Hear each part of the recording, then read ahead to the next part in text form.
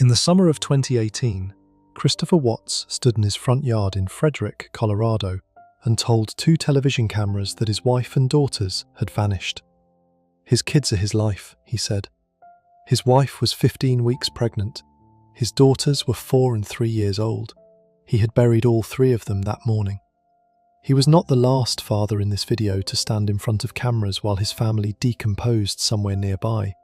He was not the last to invent a story, dial a number, play the grieving husband, or convince himself the woman waiting on the other end of his phone was worth more than the people he had promised to protect. He was just the first. Over the next 10 cases, you will meet 9 more men who made the same calculation, that the life they had built was less important than the life they wanted. Between them, they are responsible for the deaths of more than 20 people. Case 1. Christopher Watts. On the morning of August 13, 2018, in the quiet suburb of Frederick, Colorado, a small town of around 8,600 people, located about 30 miles north of Denver, 33-year-old Christopher Lee Watts murdered his pregnant wife, Shanann, and their 2 daughters, Bella, who was 4 years old, and Celeste, who was 3. Shanann was 15 weeks pregnant with a boy they had already named Nico. By sunrise, all 4 of them were dead. Watts loaded their bodies into his work truck, drove 45 minutes to an oil site, buried Shanann in a shallow grave in the dirt, and forced his daughters' small bodies through 8-inch hatches into crude oil storage tanks. Then he drove back, went to work, and acted like nothing had happened. His co-workers described his behaviour that morning as perfectly normal. He did it because he had been secretly dating a woman for 6 weeks and had decided his family was the only thing standing in his way.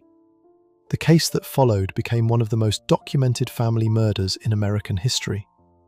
Christopher Watts grew up in Spring Lake, North Carolina. He was described by people who knew him as quiet, conflict avoidant, and easy to get along with. He rarely raised his voice. He went along with what others wanted. He met Shanann Rzucek in 2010 through a Facebook friend request.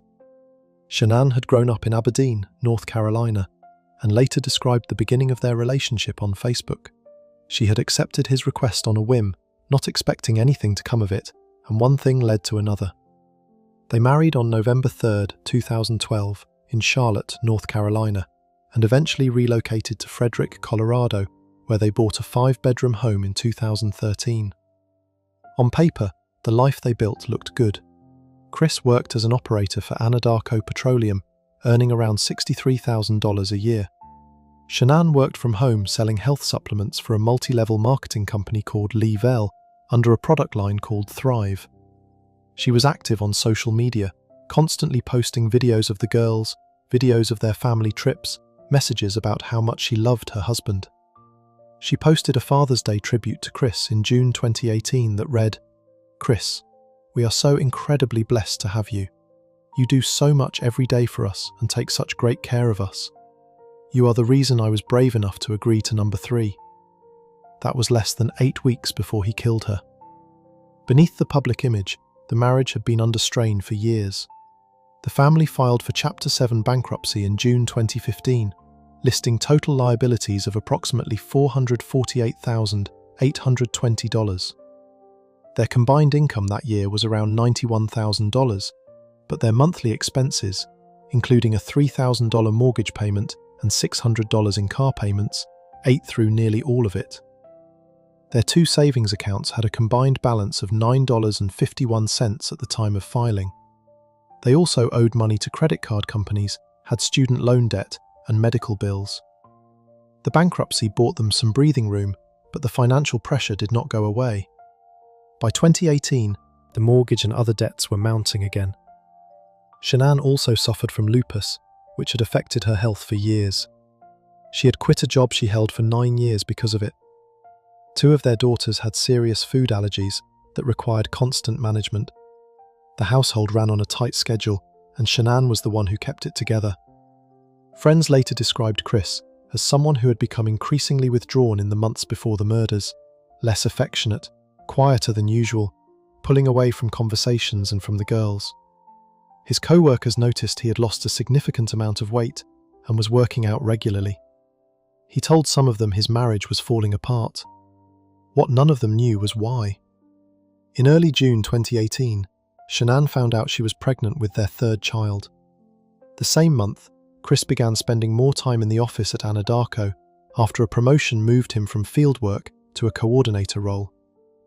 That is where he met Nicole Kessinger, a 30-year-old geologist who worked in the company's environmental department. According to Chris's later confession to investigators, their first interaction was work-related. He brought a faulty gas meter to her department. They ran into each other a few more times around the office after that. Chris was not wearing his wedding ring at the time, claiming later it had been sent for resizing after he lost weight. He showed Kessinger photos of Bella and Celeste on his phone, but told her he was separated from their mother and that the divorce was almost finalized. By early July, they were seeing each other 4 or 5 times a week. While Shanann was away in North Carolina for 6 weeks with the girls, visiting her family, Chris slept at Kessinger's apartment nearly every night. He told Kessinger the divorce was now final. He took her on a date to the Shelby American Collection Car Museum on July 14th. He took her to Great Sand Dunes National Park on July 28th and spent the night there with her. He paid for their dinner on August 11th, 2 nights before the murders, with a debit card linked to the joint family bank account. Kessinger later told investigators she had no idea he was still married. She said she thought she was dating a separated father of 2 who was moving on with his life. 9 days before Shanann was killed, Kessinger spent over 2 hours searching Google for wedding dresses. Back in North Carolina, Shanann was texting Chris trying to hold their marriage together. She wrote him long messages about her fears that he was pulling away, that something had shifted, that he seemed checked out. Chris gave vague, short replies. When he flew to North Carolina at the end of July for the last week of the family trip, friends who saw him there said he seemed emotionally distant. Shanann later told a friend that things between them had been difficult, but that she and Chris had their best talk yet before she left for a work trip to Arizona on August 9th. On August 11th, while Shanann was in Arizona, Chris hired a babysitter and told her he was going to a baseball game with co-workers. He went to a bar with Kessinger. Shanann returned from Arizona in the early hours of August 13th, 2018. Her colleague and friend Nicole Utoft Atkinson dropped her off at the house on Saratoga Trail at approximately 1:48 in the morning. Shanann walked inside. Chris was already awake. According to his later confession to investigators, he woke her up to talk. He told her he did not think their marriage was going to work anymore. He told her about the affair. Shanann told him he would never see the children again. Christopher Watts then climbed on top of his pregnant wife and strangled her to death with his bare hands. He later told investigators that during the act, he knew if he let go, she would still keep him from Kessinger. He strangled her for what prosecutors later said was at least 2 minutes. She never screamed and never fought back. He then wrapped her body face down in a bedsheet and tried to carry her downstairs. He lost his grip halfway down and dragged her the rest of the way. Bella woke up and walked to the top of the stairs holding her blanket. She asked what was wrong with Mummy. Chris told her Shanann was sick. He backed his truck into the driveway and loaded Shanann's body into the back seat on the floorboard. Then he went back inside. Celeste, who was 3, was now awake. He loaded both girls, still alive, into the back seat alongside their mother's body. He did not put them in their car seats. He drove 45 minutes north to the Anadarko petroleum oil site where he worked, arriving while it was still dark. At the site, he dug a shallow grave and buried Shanann in the dirt. Then he smothered Celeste with a blanket in the back seat of the truck and pushed her small body through an 8-inch hatch into a crude oil tank. He smothered Bella the same way. Bella fought back. The prosecutor at his sentencing noted that Bella had scratches on her left buttock from being pushed through the hatch. According to Chris's confession to investigators at the prison in Wisconsin the following February, Bella's last words to him were, "Daddy, no." He then drove back, arrived at the worksite during normal hours, and was described by his colleagues as behaving completely normally for the rest of the morning. When Shanann failed to show up for a scheduled prenatal doctor's appointment later that day and did not respond to calls or texts, Nicole Atkinson, the same friend who had dropped her home just hours earlier, contacted police. Officers arrived at the house on Saratoga Trail at approximately 1:40 in the afternoon. Chris gave them permission to search. They found Shanann's purse, her keys, her medication, and her phone. It had slipped between the couch cushions. Her car was in the garage, with the girl's car seat still inside. Her wedding ring was on the bedside table. Chris stood in the front yard and spoke to 2 Denver television stations, pleading for the return of his wife and daughters. He told the cameras, "When I came home, nothing, vanished. Nothing was here. My kids are my life." He was texting Kessinger from his phone while his wife and daughters were still in the oil field. The FBI and the Colorado Bureau of Investigation joined the case on August 15th.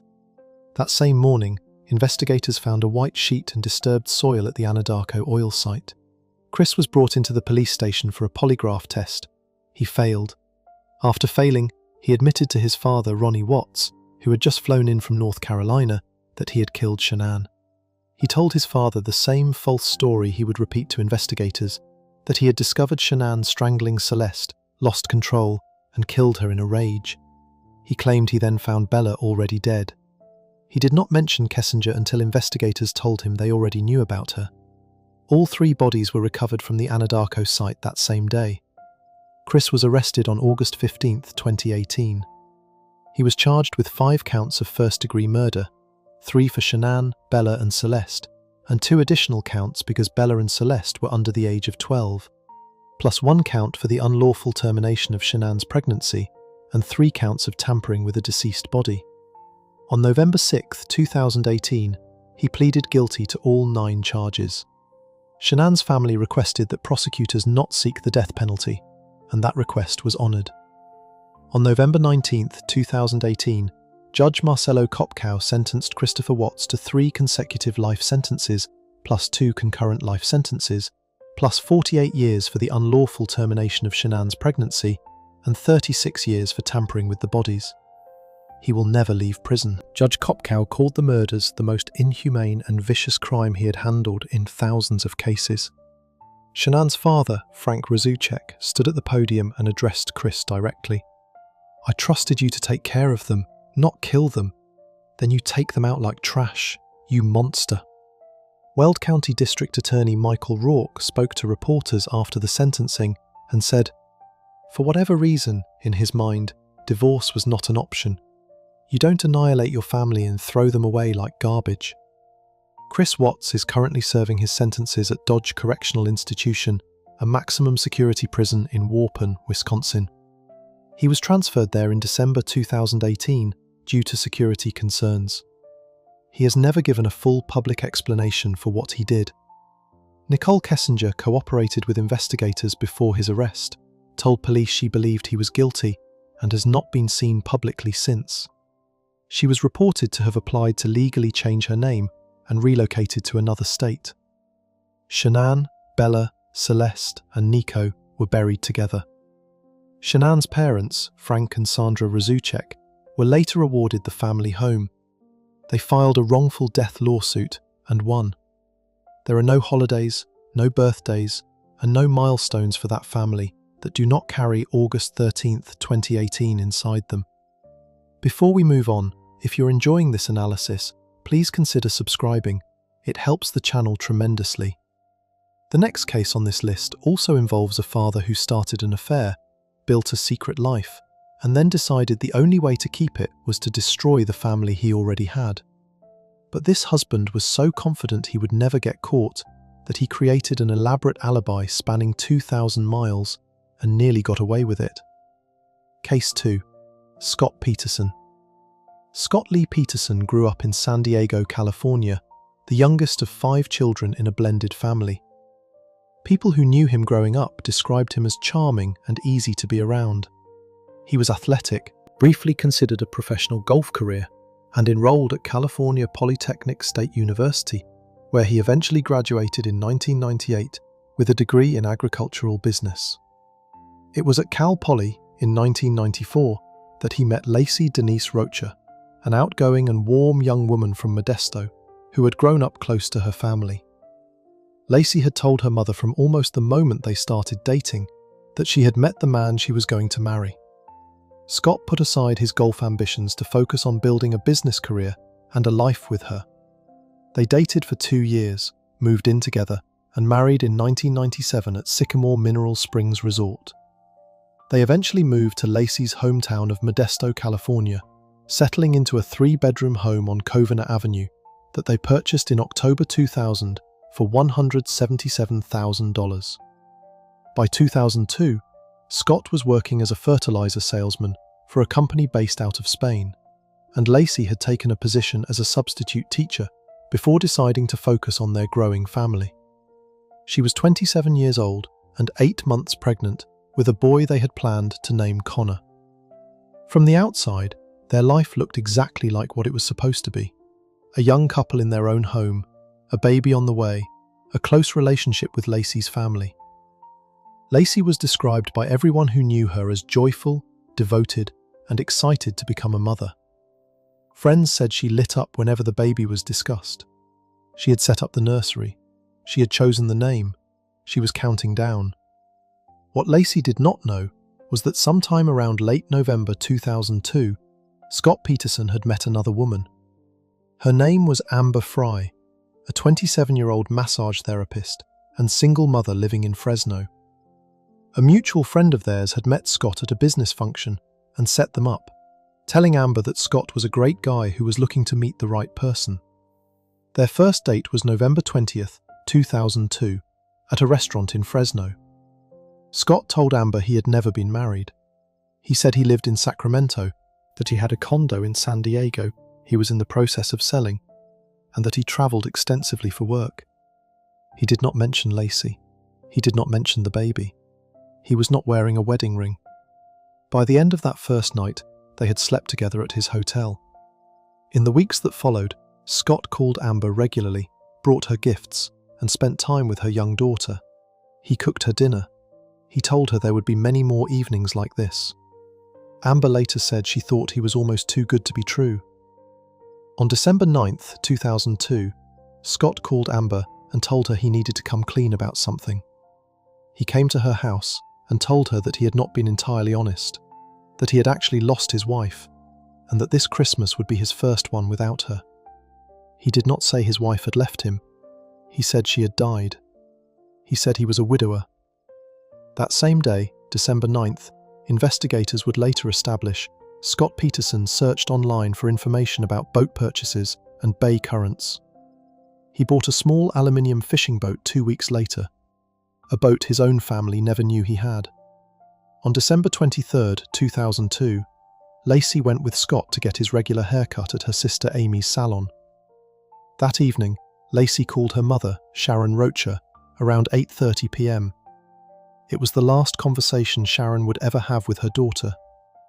Scott later told police that the following morning, Christmas Eve, he left the house around 9:30 a.m.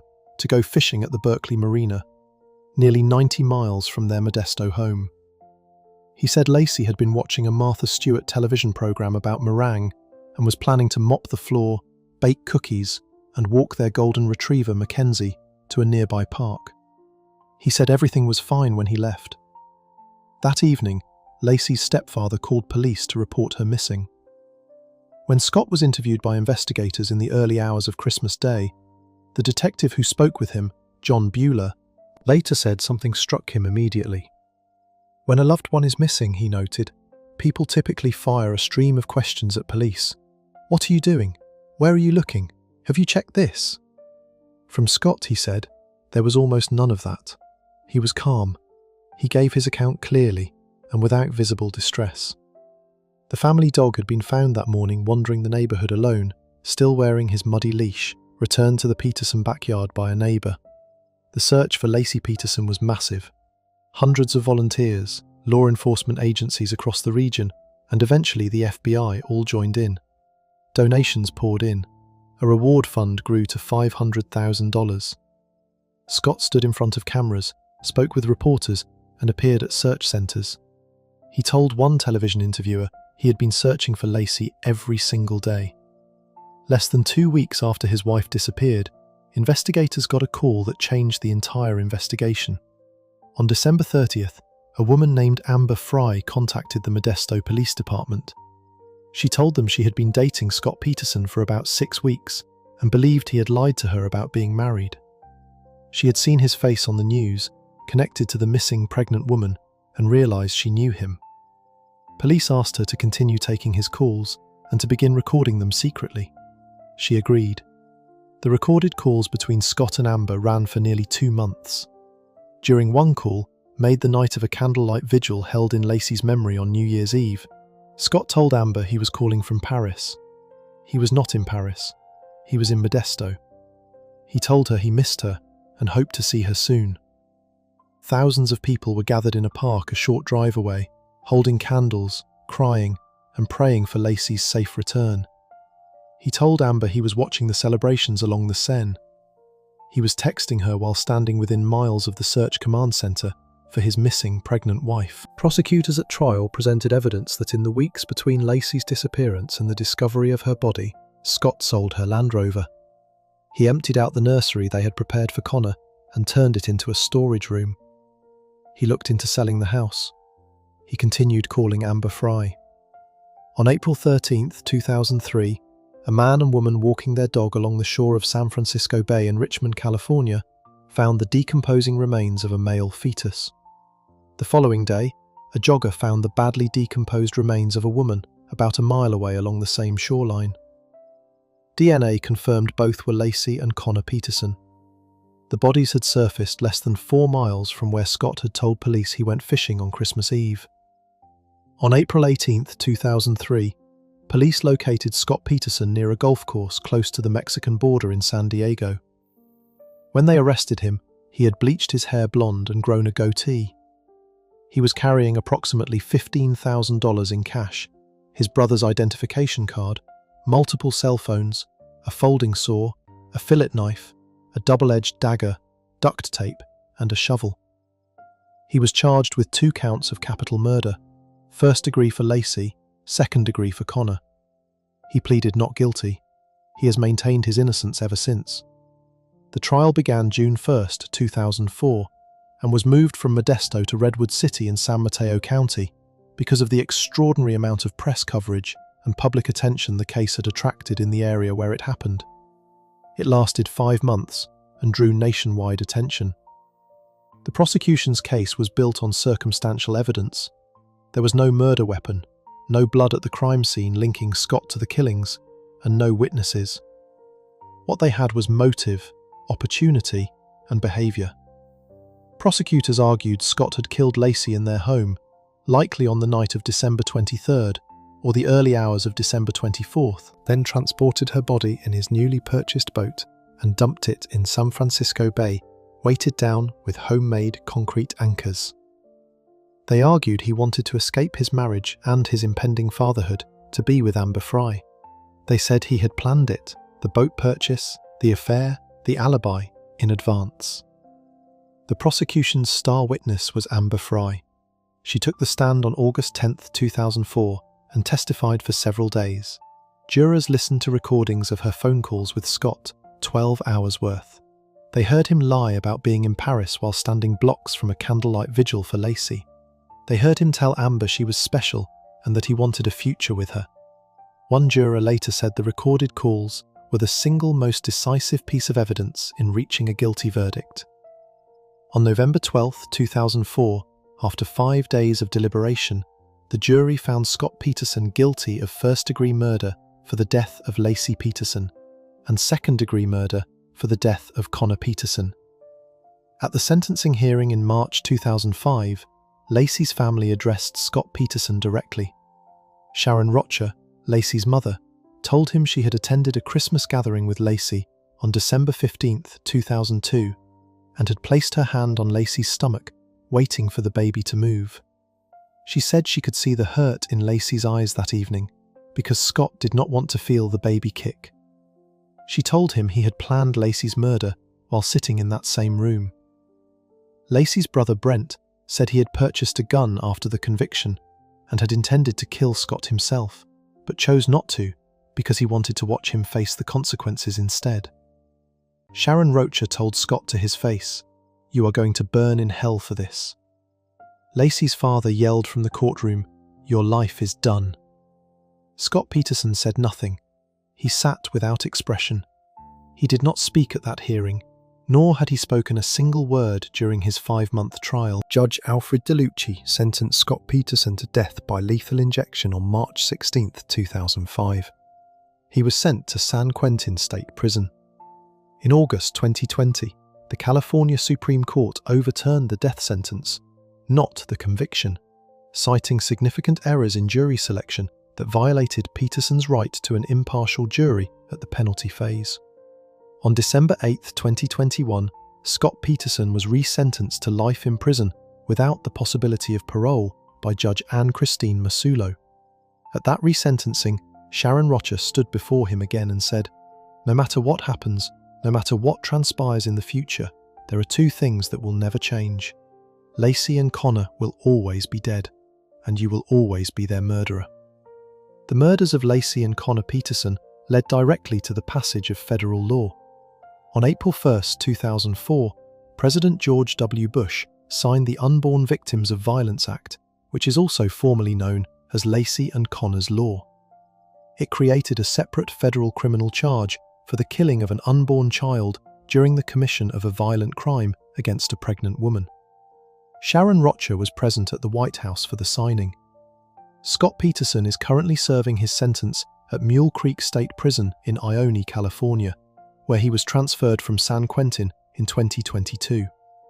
The Los Angeles Innocence Project took on his case in January 2024 and has been seeking access to evidence for further testing.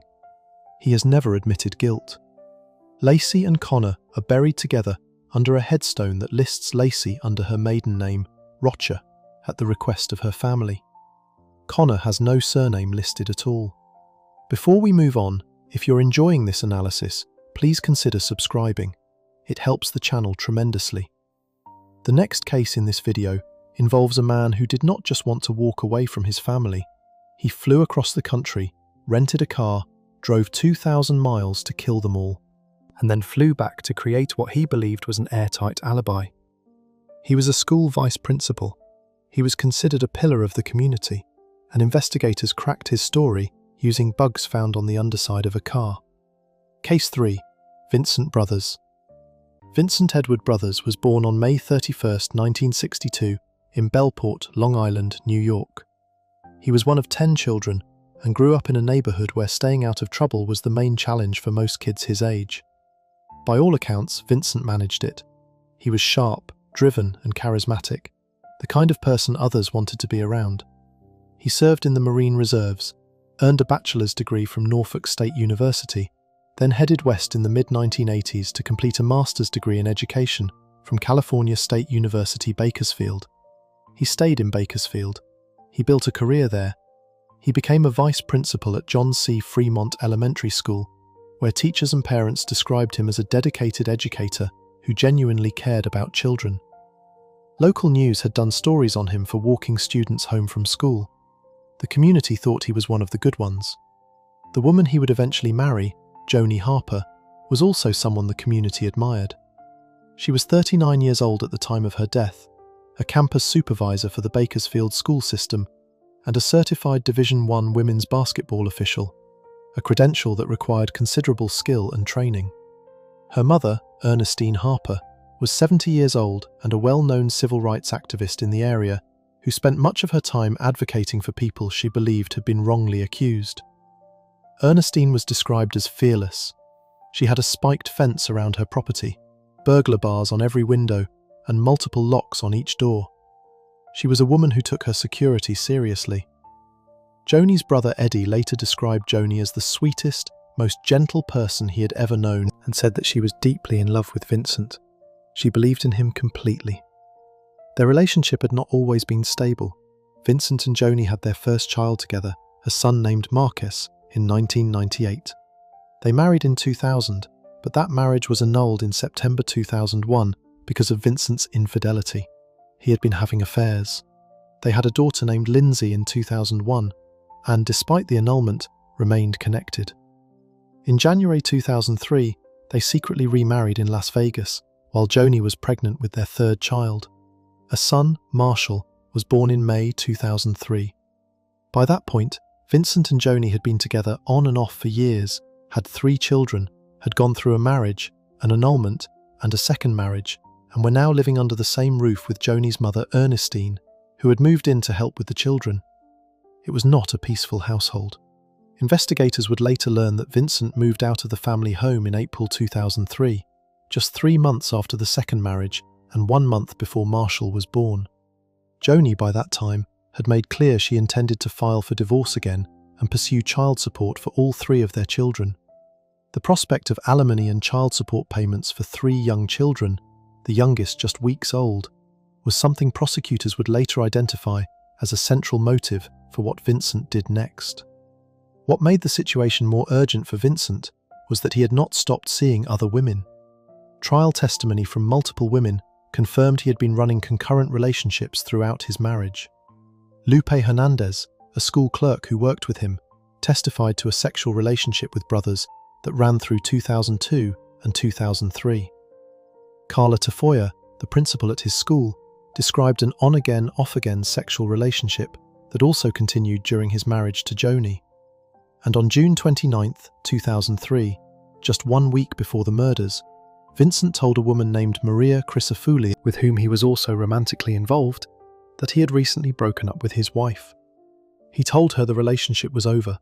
He was laying the groundwork for a new life. Joni and the children were, in his mind, a financial obstacle standing in the way of it. On July 2, 2003, Vincent flew from Los Angeles to Columbus, Ohio, under the stated purpose of visiting his brother Melvin for the long 4th of July holiday weekend.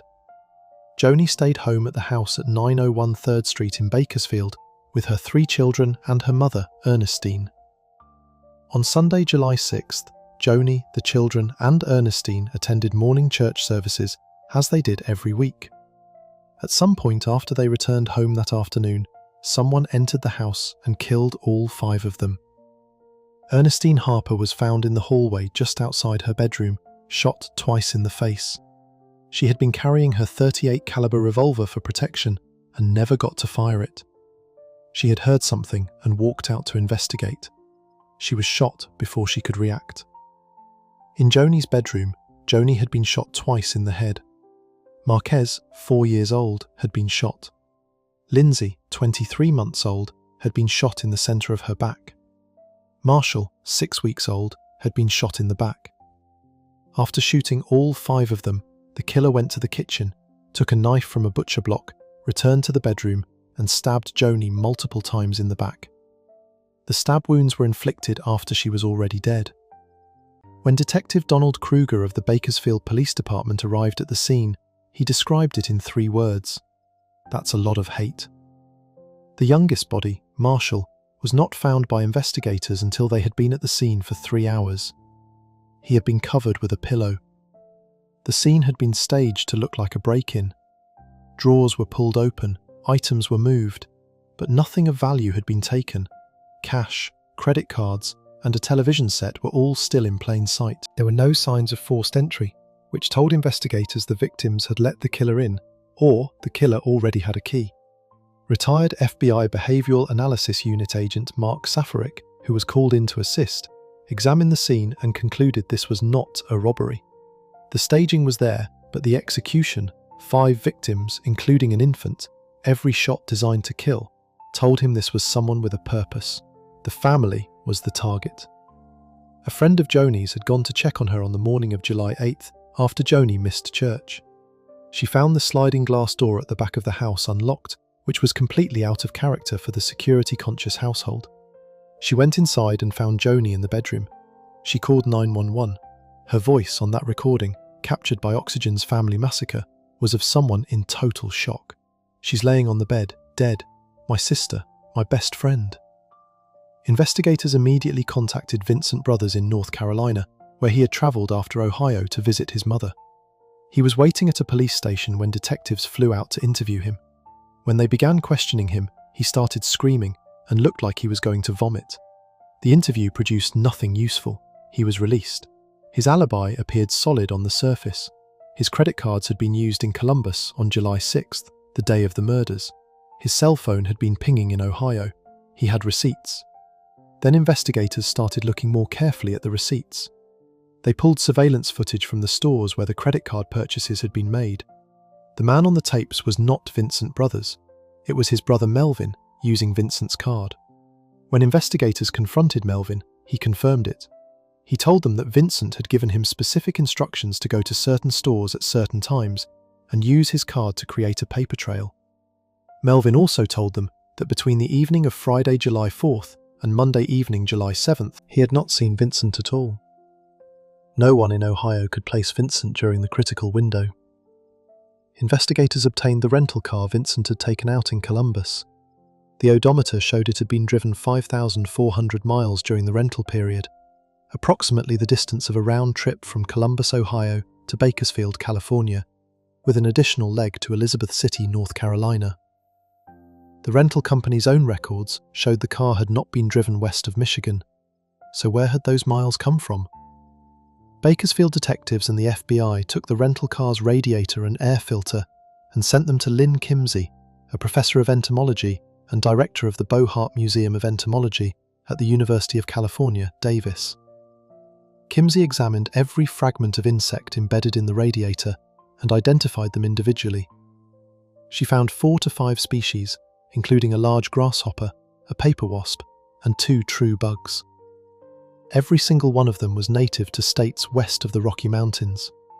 The paper wasp's range was west of the 100th meridian, with California as its center of abundance. The grasshopper came from the Great Plains and the eastern slope of the Rockies. None of those insects existed in Ohio. There was no way they could have lodged in the radiator of a car that had only been driven in the Columbus area. Kimsey testified during the trial that the insects were consistent with 2 major routes from the east into California. The 4,500 unaccounted for miles on the car matched the round trip exactly. It was some of the most unusual forensic evidence ever presented in a Kern County courtroom. Vincent Brothers was arrested on April 30th, 2004, 9 months after the murders. His trial, described by local reporters as the biggest criminal trial in Bakersfield in decades, began on February 22, 2007, and lasted nearly 4 months. The prosecution called 137 witnesses. Brothers took the stand in his own defense and denied everything. The prosecutor, Deputy District Attorney Lisa Green, later told the court that Brothers had lied on the witness stand 41 times or more. The one thing he did not lie about, she noted, was his multiple extramarital affairs. He admitted to those. On May 15, 2007, the jury convicted Vincent Brothers on 5 counts of first-degree murder after 3 days of deliberation. On May 29, 2007, the same jury recommended the death sentence. On September 27, 2007, Superior Court Judge Michael Bush formally sentenced Brothers to death and ordered him to pay restitution. His surviving daughter, Margaret, the child he had fathered with a girlfriend while attending Cal State Bakersfield years before any of this, disowned him publicly at the sentencing hearing and changed her surname. Vincent Brothers is currently on death row at San Quentin State Prison in California. He is 62 years old. He has continued appealing his conviction. California's Governor Gavin Newsom has suspended executions in the state for the duration of his time in office. Brothers still denies killing Joni, her children, and her mother. The Harper family settled a wrongful death civil lawsuit for an undisclosed amount. Joni was 39, Marquez was 4, Lindsay was 23 months old, Marshall was 6 weeks old, Ernestine was 70. Before we move on, if you're enjoying this analysis, please consider subscribing. It helps the channel tremendously. The next father in this video also had women on the side, also wanted to start over, and also made the calculated decision that his family was easier to remove than to divorce. But unlike Vincent Brothers, he did not just want to free himself from one woman. He wanted to build an entirely new life around a new religion, an apocalyptic belief system, and a girlfriend he was convinced was his soulmate. And within weeks of meeting her, people started dying. Case 4. Chad Daybell. Chad Daybell was born on August 11, 1968, in Provo, Utah. He grew up in Springville, a small city in Utah County, in a Mormon family. By all outward appearances, his life followed a predictable and stable path. He earned a journalism degree from Brigham Young University, married a woman named Tamara Douglas, known to everyone as Tammy, on March 9, 1990, and the two of them built a quiet life together over the following 3 decades. They had 5 children: Garth, Emma, Seth, Leah, and Mark. Chad worked for a time as a copy editor for a Utah newspaper before pivoting to writing and publishing his own books through a company he and Tammy ran together called Spring Creek Book Company. The books he wrote and published dealt with end-of-the-world scenarios, apocalyptic prophecy, and preparing for catastrophe, themes rooted loosely in his Mormon faith, but stretching well beyond its mainstream teachings. In 2015, the family relocated from Springville to Salem, a small rural community in eastern Idaho. Tammy took a job as a librarian at Central Elementary School in Sugar City, where her colleagues described her as warm, dedicated, and devoted to the students and staff. She was training for a marathon in the months before she died. Lori Cox was born on June 26, 1973, in Loma Linda, California. She was married 4 times before she crossed paths with Chad. Her 4th husband was a businessman named Charles Vallow, whom she married in 2006. Together they adopted a 7-year-old boy with autism named Joshua Jackson Vallow, known to his family as JJ. Lori also had a teenage daughter from a previous marriage named Tylee Ryan, who was born in 2002. From the outside, Lori appeared to be a devoted mother. Friends who knew her from those years described her as patient with JJ, attentive, and deeply involved in her children's lives. Around 2017, according to people who were close to her, something shifted. Lori had been reading books about the apocalypse. Specifically, she had been reading Chad Daybell's books. She began to adopt the fringe spiritual framework those books described, a belief system where people were divided into categories of light and dark, where evil spirits could possess a living person and effectively replace their soul, and where those possessed individuals, referred to as zombies, were to be identified and eliminated. In the fall of 2018, Lori attended a religious conference in St. George, Utah. Chad Daybell was there as a speaker. The two met and, according to testimony given during the trials, felt an immediate and intense connection. They began communicating constantly after the conference, exchanging texts and emails about their shared beliefs, their supposed past lives together, and their sense of a shared destiny. By early 2019, their communication had turned explicitly romantic. At this point, Lori was still married to Charles Vallow, and Chad was still married to Tammy. Charles Vallow had noticed the change in his wife and discovered her affair with Chad. 11 days before Charles was killed, he sent an email to Tammy Daybell to tell her that their spouses were cheating on each other. Tammy opened the email. She then deleted it and blocked Charles's address. On July 1, 2019, Charles told Lori he was planning to meet Tammy in person. The following day, he called Lori and told her he intended to file for divorce. On July 11, 2019, Charles went to Lori's home in Chandler, Arizona, early in the morning to pick up JJ. An argument broke out between Charles, Lori, and Lori's brother, Alex Cox, who was present. During the altercation, Alex Cox shot and killed Charles Vallow. Cox claimed self-defense. He was never charged. He died of natural causes in December 2019. Tylee Ryan was 16 years old, and JJ Vallow was 7. Their mother was now free to pursue her relationship with Chad. Lori, the children, and Alex Cox moved to Rexburg, Idaho in August 2019, settling near where Chad and Tammy lived. On September 8, 2019, Lori, Alex Cox, Tylee, and JJ visited Yellowstone National Park. Photographs taken at the park's entrance that day show Tylee alive. It was the last confirmed photograph ever taken of her. The following day, September 9th, phone records placed Alex Cox on Chad Daybell's property in Salem, Idaho. His phone showed he was there for approximately 2 hours. That same day, Chad Daybell texted his wife Tammy, "I spotted a big raccoon along the fence. I hurried and got my gun, and he was still walking along. I got close enough that one shot did the trick. He is now in our pet cemetery. Tylee Ryan had been murdered. Her remains, which investigators later determined had been dismembered and burned in a fire pit, were buried on the Daybell property. Her DNA was later found on a pickaxe and a shovel recovered from Chad's garage. JJ was last confirmed alive on September 22, 2019, when a friend of Laurie's named Melanie Gibb saw the 7-year-old boy asleep at the apartment. 2 days later, JJ had an unexcused absence from school. Laurie told the school she was now homeschooling him. By late September, JJ Vallow was dead. His remains were buried in a pet cemetery on Chad Daybell's property, just yards from where Tylee had been buried. Before the bodies were found, there was one more obstacle. Tammy Daybell was still alive. On October 9, 2019, Tammy called police to report that a masked man had shot at her with what she thought was a paintball gun near her home. According to prosecutors, the man was Alex Cox, and the incident was a failed attempt to kill her.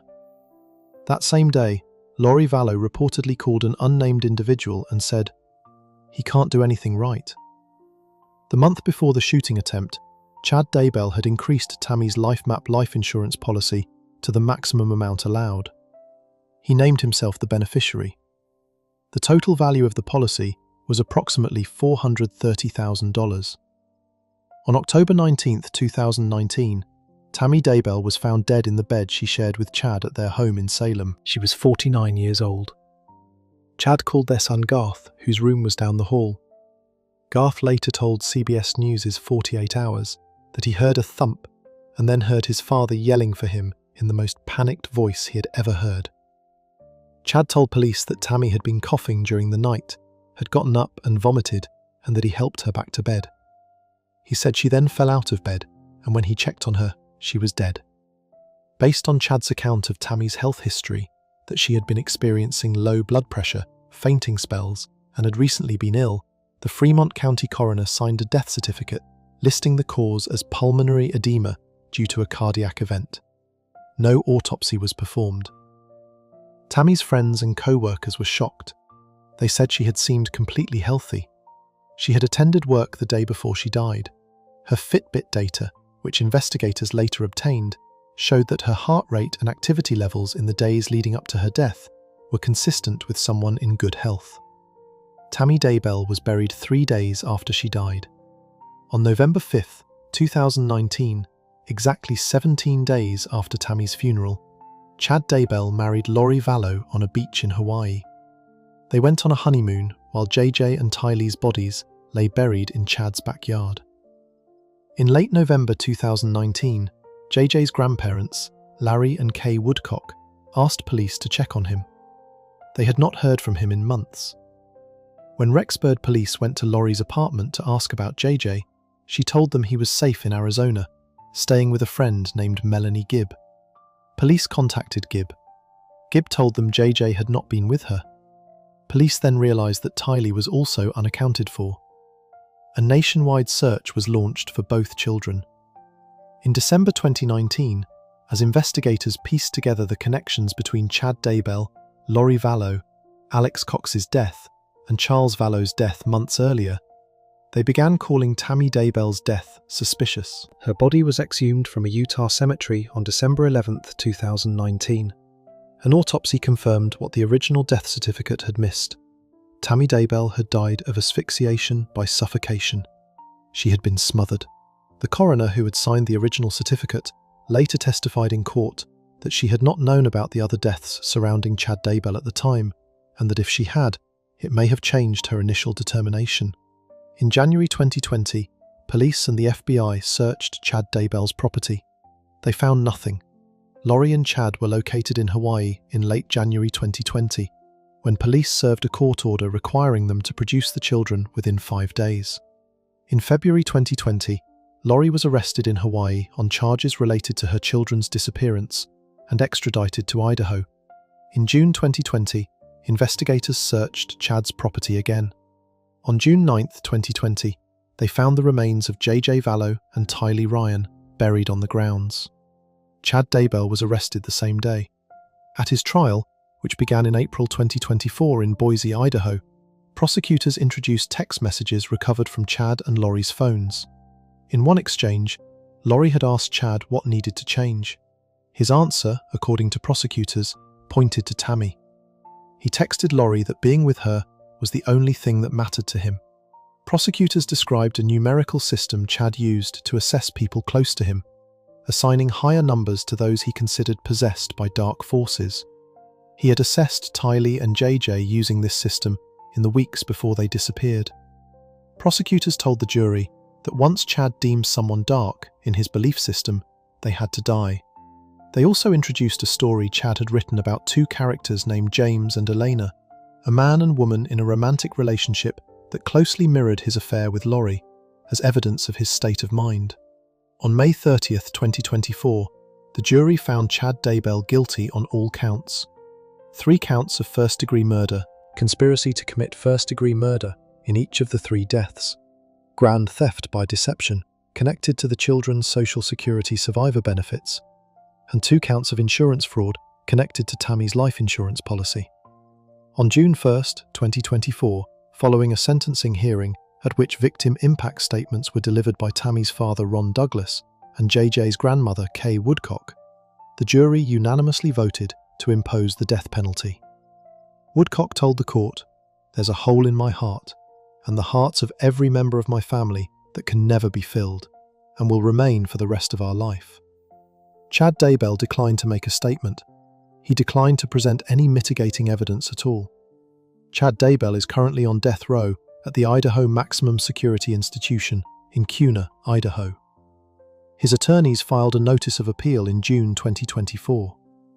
Laurie Vallow Daybell received 3 consecutive life sentences without parole in Idaho in July 2023 and was later convicted in Arizona as well for conspiracy in the murder of Charles Vallow, receiving 2 additional life sentences there. Tammy Daybell's headstone in a Utah cemetery is engraved with a large duck surrounded by 5 small ducklings, 1 for each of their children. Tylee Ryan was 16, JJ Vallow was 7. Before we move on, if you're enjoying this analysis, please consider subscribing. It helps the channel tremendously. The next case involves a man who also found a new woman and decided his existing family was in the way. But unlike Chad Daybell, he did not wrap his crimes in religious language or doomsday prophecy. He was a musician with a violent past, and what he did to eliminate the mother of his children was so brutal that investigators could barely describe the crime scene in open court. Case 5. Neil Entwistle. Neil Entwistle was born on September 18, 1978, in Worksop, a small working-class town near Nottingham in England. His father, Clifford, worked as a coal miner. His mother, Yvonne, worked as a cook in a school canteen. Neil was academically strong from an early age and earned a place at the University of York, where he studied electronic engineering and eventually graduated with a master's degree. It was at the University of York that he met Rachel Souza, a young American woman from Massachusetts who had come to England for a year abroad. Rachel was a coxswain on the university rowing team, the one who sits at the stern and calls the pace for the rowers, and people who knew her there remembered her as warm, spirited, and easy to love. The two began a relationship that lasted through their university years and beyond. Rachel graduated from the College of the Holy Cross in Massachusetts and returned to England to be closer to Neil and to earn a teaching certificate. She got a job teaching English, drama and theatre studies at St. Augustine's Catholic High School in Redditch, Worcestershire. Neil worked in information technology. They married on August 23, 2003, in Plymouth, England. Their daughter, Lillian Rose, was born on April 9, 2005. The baby was nicknamed Lily Bean by the family. Rachel's parents, Joseph and Priscilla Matarazzo, lived in Carver, Massachusetts, and were desperate to be closer to their grandchild. After some discussion, Neil and Rachel agreed to move to the United States, at least for a while, so that Rachel could raise Lillian near her family. In the summer of 2005, the 3 of them moved to Massachusetts, initially staying with Rachel's parents while they looked for their own place. From the outside, this looked like a young family doing exactly what young families do, figuring out the next chapter, getting settled, watching their baby grow. Friends and family on both sides of the Atlantic described them as a loving couple. Rachel's parents adored Neil. They had taken him to their sportsman's club to practice shooting, including with a Colt .22 Diamondback revolver that Joseph Matarazzo kept in his home, alongside a set of keys to the trigger locks, which he kept on the kitchen counter. What no one knew at this point was that Neil Entwistle was running on lies. Since September 2005, Neil had been unemployed. He had not told Rachel. Instead, he told her he was earning $10,000 a month from an offshore account set up by a previous employer in the United Kingdom. No such account existed. No such income existed. He had been running a series of small internet schemes, selling software that was never delivered, fraudulent listings on eBay that left buyers with nothing, and eBay was already investigating him for the fraudulent transactions when Rachel and Lillian were killed. He had accumulated more than $30,000 in credit card debt, much of it accrued while furnishing their new home and maintaining the appearance of a stable family life. Rachel believed the lie. She had no reason not to. She was at home caring for Lillian. Neil managed the finances. She trusted him. In January 2006, they moved into their own rented home, a 4-bedroom property at 6 Cubs Path in Hopkinton, Massachusetts, a quiet cul-de-sac about 26 miles west of Boston.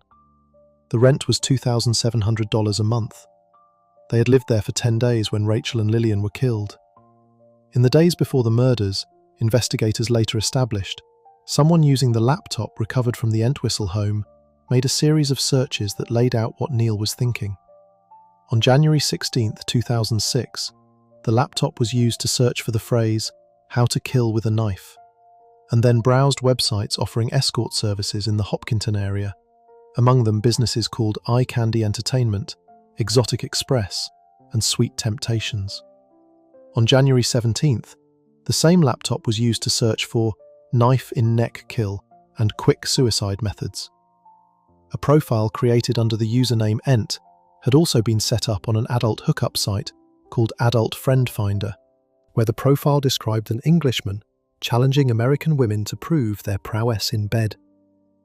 On the evening of Thursday, January 19th, 2006, Rachel spoke with her mother Priscilla on the phone. They made plans for Priscilla to come over for lunch at the Hopkinton house on Saturday. Rachel was looking forward to having her mother over. It would be the last conversation they ever had. At some point on the morning of Friday, January 20th, 2006, Neil Entwistle took the .22 revolver he knew his father-in-law kept in the house in Carver, drove to Hopkinton, and shot Rachel in the head while she lay in bed. Lillian was in Rachel's arms. He then shot the 9-month-old baby directly in the torso at contact range, meaning the barrel of the gun was pressed against Lillian's pink polka-dot sleeper when it fired. The bullet passed through Lillian's abdomen and came to rest above Rachel's left breast. Rachel's arms remained around her daughter. A forensic pathologist later testified that the wound to Rachel's head was so small, a .22 caliber round is the smallest common caliber, that it was not detected until her body was examined during the autopsy. After the shootings, Neil drove back to Carver and returned the gun to his father-in-law's home. He then drove to Logan International Airport in Boston and, at approximately 5 a.m. on Saturday, January 21st, purchased a one-way ticket on British Airways. He boarded an 8:15 a.m. flight to London and flew home to his parents in Worksop. He left the bodies of his wife and daughter in the bedroom of their new home, covered in bedding.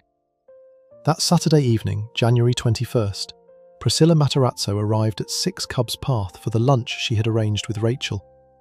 No one answered the door. She left a note on the front door and went home. She tried calling Rachel's cell phone. No answer. She called the Hopkinton Police Department. Officers arrived and conducted an initial check of the house. They went through the home, including a brief look into the master bedroom. But the bodies of Rachel and Lillian were obscured under a pile of bedding and were not found. Police left. The following evening, January 22nd, after another full day had passed with no sign of the family and no contact from Neil, police returned and conducted a thorough search. This time, they found Rachel and Lillian in the master bedroom, still in bed, Rachel's arms still around her daughter. investigators immediately identified Neil Entwistle as a person of interest. On January 23rd, Massachusetts State Police Trooper Robert Manning telephoned Neil at his parents' home in Worksop. The call was recorded and lasted 2 hours. Neil told Manning that on the morning of January 20th, he had left the house at around 9 a.m. to run an errand, that Rachel and Lillian were alive and well in the bedroom when he left, and that when he returned at around 11 a.m., he found them both shot dead. He told Manning that he panicked, that his first thought was to harm himself, and that he drove to his father-in-law's house to find a gun to use on himself. He said he could not go through with it. He then flew to England, he said, because he did not know what else to do. Manning asked him, during that 2-hour call, why he had not called emergency services when he found his wife and baby dead. Neil did not give a direct answer.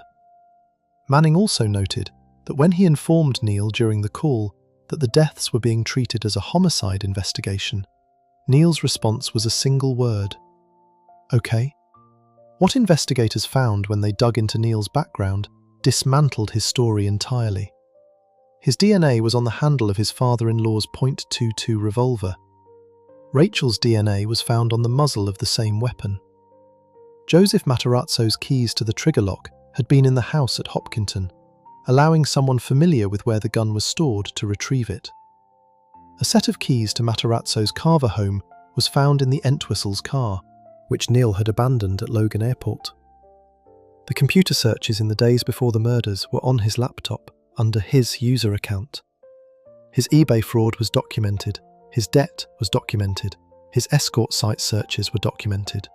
The picture that emerged was of a man who had been running an entirely secret life: debt, internet fraud, escorts, while presenting Rachel with a completely manufactured version of himself. When Neil was arrested by the London Metropolitan Police Extradition Unit at Royal Oak Underground Station on February 9, 2006, he was carrying 3 items: a handwritten eulogy to Rachel, a draft letter pitching the exclusive rights to his story to the highest bidding news outlet, and a page torn from a British tabloid advertising escort and prostitution services. He was returned to the United States on February 15, 2006, after waiving his right to contest extradition. He was indicted on March 28, 2006, on 2 counts of murder, illegal possession of a firearm, and illegal possession of ammunition. He pleaded not guilty. His trial began on June 2, 2008, in Woburn, Massachusetts, before Judge Diane Kottmeyer. The prosecution called more than 40 witnesses over 12 days. The defense called none. Neil Entwistle did not testify. The only time the jury heard his voice was a recording of his phone call with Trooper Manning. The defense argued that Rachel had killed Lillian and then herself, a murder-suicide, and that Neil had fled out of grief and shock. The jury rejected this completely. On June 25, 2008, after deliberating for less than 12 hours, the jury found Neil Entwistle guilty on both counts of first-degree murder and on both firearms charges. He was sentenced to 2 consecutive terms of life without the possibility of parole, the mandatory sentence for first-degree murder in Massachusetts, which has no death penalty. Judge Kottmeyer also ordered that he never profit financially from selling his story. As the verdict was read, Neil Entwistle closed his eyes and shook his head. He showed no other emotion. Rachel's family released a statement through their spokesman. Rachel and Lillian loved and trusted Neil Entwistle. His actions on January 20, 2006 betrayed that love and trust. Neil Entwistle will now live with his evil deeds for the rest of his natural life. Rachel and Lillian were buried together in Evergreen Cemetery in Kingston, Massachusetts. Their headstone was placed under Lacey's maiden name, Sousa, Rachel's maiden name, at the request of her family. Lillian's birth certificate was amended to list her father as unknown.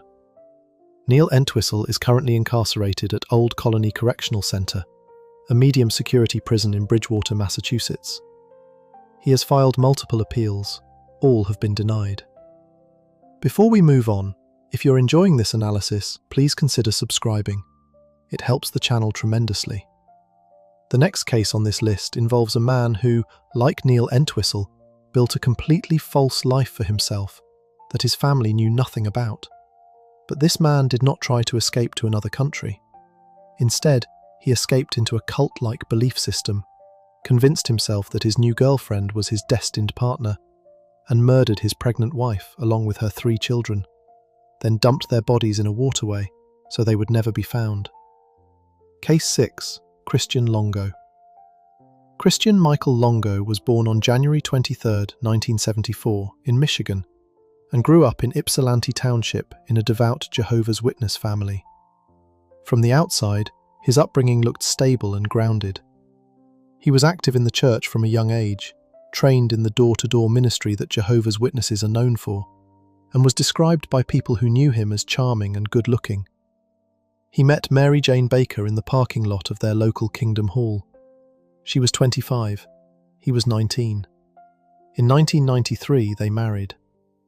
Mary Jane Baker was a quiet, devoted woman who threw herself into motherhood with the same dedication she brought to her faith. She and Christian had 3 children together: Zachary, born in 1997, Sadie, born in 1998, and Madison, born in October 1999. By the time their 3rd child arrived, Christian had established a construction cleaning company he called Final Touch in the Ypsilanti area. The business initially landed real contracts. To the people around him, he seemed like a young husband with a growing family and an ambitious work ethic. But the business was built on a foundation of fraud from the beginning, and the cracks were already spreading before anyone on the outside could see them. What Christian Longo wanted was a life that looked successful: expensive cars, vacations, a large diamond ring for Mary Jane, the impression of money, without doing the work required to actually earn it.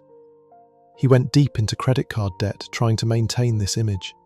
He obtained a line of credit in his adoptive father's name and ran up balances that would eventually reach close to $100,000. Between June and July of 2000, he forged 6 company checks totaling $29,868 to cover payroll and personal expenses. He bounced paychecks to employees, many of whom he had recruited through the church network. He issued checks he knew would not clear. In September 2000, he was convicted of fraud charges and sentenced to 3 years of probation with an order to pay restitution. He could not keep up with the payments. Around the same time, Mary Jane discovered on his laptop that he was having an affair with another woman, a fellow Jehovah's Witness congregant. She confronted him. He admitted to it. The congregation's elders learned of both the financial misconduct and the infidelity. Christian was disfellowshipped, formally expelled, from the church. Because she was his wife, Mary Jane was shunned by the congregation too, though her own family continued to maintain contact with her in violation of church rules. Mary Jane stayed with him regardless. She believed in the marriage. She believed in him. She was wrong on both counts. In June 2001, facing probation violations in Michigan and new fraud investigations in Ohio, including the theft of construction trailers and stolen vehicles, Christian told Mary Jane he wanted a fresh start somewhere else. He pawned her engagement ring to pay for gas money and loaded the family into a vehicle and drove them to Oregon. The family settled in Newport, a small coastal town, renting a vacation condo right on the water. The landlord agreed to the rental only after Christian promised that a check from out of state was on its way. The check never came. Christian got a part-time job at a Starbucks inside a local Fred Meyer store, earning $7.40 an hour. The rent was unpaid. The refrigerator was often empty. Eviction was coming. On the evening of December 16, 2001, Christian Longo stood on the balcony of the apartment looking out at the water. By his own later account, this was the night he decided what he was going to do. He later described it to investigators as the beginning of the end. What happened next, in terms of the exact sequence, was established through autopsy findings, physical evidence, and Longo's own later confessions and trial testimony, though his testimony at trial was a lie, and his real account did not come until years afterward. The established forensic and investigative facts are these. Christian strangled Mary Jane Longo to death, and then strangled their 2-year-old daughter, Madison. He stuffed their bodies nude into 2 separate suitcases. He weighted the suitcases with dumbbells and loaded them into the trunk of his car. Then he went back inside and got his 2 other children, Zachary, who was 4 years old, and Sadie, who was 3, and put them alive in the back seat. He drove to a bridge over Lint Slough, a backwater inlet of the Alsea River estuary. At the bridge, he tied pillowcases filled with rocks to the legs of Zachary and Sadie and threw both children into the water below. He then drove to the Embarcadero Marina and dropped the suitcases containing Mary Jane and Madison into the water from a dock. He returned to the apartment. He rented a movie from Blockbuster. He played volleyball with friends. He attended a work Christmas party at the Starbucks, where he gave a co-worker a bottle of Mary Jane's perfume as a gift. He went through the motions of his regular life for 3 days while the bodies of his wife and children were in the water. On December 19, 2001, a man fishing near the Alsea River spotted something floating in the water. It was the body of a 4-year-old boy, wearing only his underwear. He was well fed and clean, with no obvious trauma. Police initially assumed he had wandered off and drowned. They began knocking on doors and handing out flyers to identify him. A woman named Denise Thompson, who had babysat the Longo children and knew Christian from the Starbucks, recognized the photo of the boy as Zachary Longo. On December 22nd, divers found the body of 3-year-old Sadie less than a mile offshore in the Pacific Ocean. A rock-filled pillowcase was still attached to her ankle. On December 27th, divers found 2 suitcases near a dock at the Embarcadero Marina. One suitcase contained the nude body of Mary Jane Longo, bruises in the shape of hands around her neck. The second suitcase contained 2-year-old Madison, with a dumbbell placed alongside her body to keep it weighted down. Christian Longo was gone. Police went to the apartment and found it empty. The family's belongings, including the children's baby books and family photographs, had been thrown in the trash. A neighbour told investigators they had heard dragging sounds coming from the apartment in the early hours of December 16th. Christian Longo was placed on the FBI's 10 most wanted fugitives list, in the same list as Osama bin Laden at the time of his addition. Using a credit card number he had quietly stolen from a customer at the Starbucks a month before the murders, Longo had purchased a plane ticket. He flew first to San Francisco and then to Cancun, Mexico.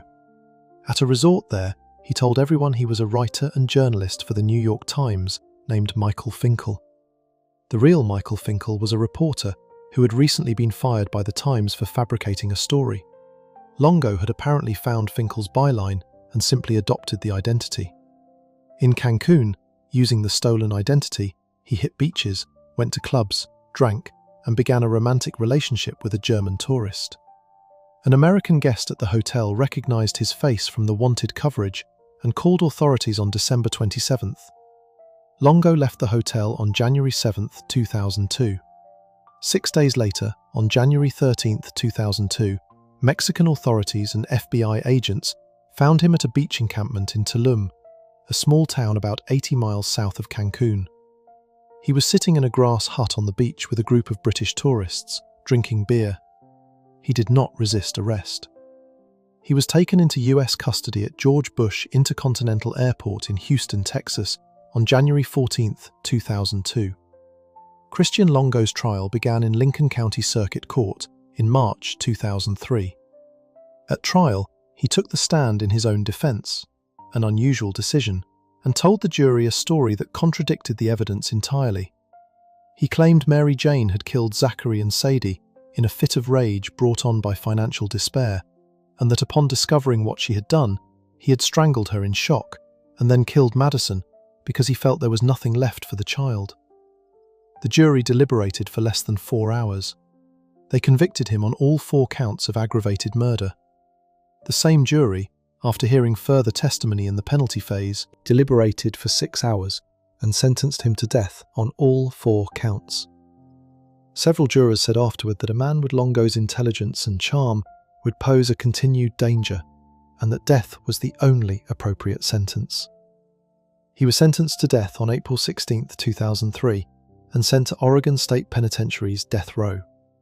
Years later, in letters and statements that became public, Longo admitted the truth, that he had killed all 4 members of his family himself. In one recorded admission, he said he did it so they would not witness his failure, and so Mary Jane would not discover that she had married a liar, a thief, and a fraud. He later said a psychologist had diagnosed him with narcissistic personality disorder, and that he largely agreed with the assessment. On December 13, 2022, Oregon Governor Kate Brown commuted the sentences of all 17 people then on Oregon's death row to life without parole. Christian Longo's death sentence was included in that order. Mary Jane's sister, Penny Dupuis, was at work when she received the call from a victim's advocate. She described the news as devastating. She had advocated for years for Longo's execution and had previously told reporters that she believed he deserved to die for what he did. Longo is currently serving life without parole at Oregon State Penitentiary. He has, over the years, campaigned for death row prisoners to be allowed to donate their organs after execution, a cause he has framed as a desire to make amends. Zachary was 4 years old, Sadie was 3, Madison was 2, Mary Jane was 34. Before we move on, if you're enjoying this analysis, please consider subscribing. It helps the channel tremendously. The next father in this video did not kill his children to cover a financial collapse or escape into a new romantic life under a stolen name. He was already with the woman he wanted, and she was the mother of those children. What he did to the mother of his other sons, the woman who stood between him and the life he had built with his new partner, was so calculated that he recorded a song about it before he ever touched her. Case 7. Grant Hayes. Grant Ruffin Hayes III was born in 1979 and grew up pursuing music. He performed under the stage name Grant Hayes, legally changing his surname to match it. He was a working musician who played clubs and bars, the kind of performer who built a local following through charm and charisma on stage.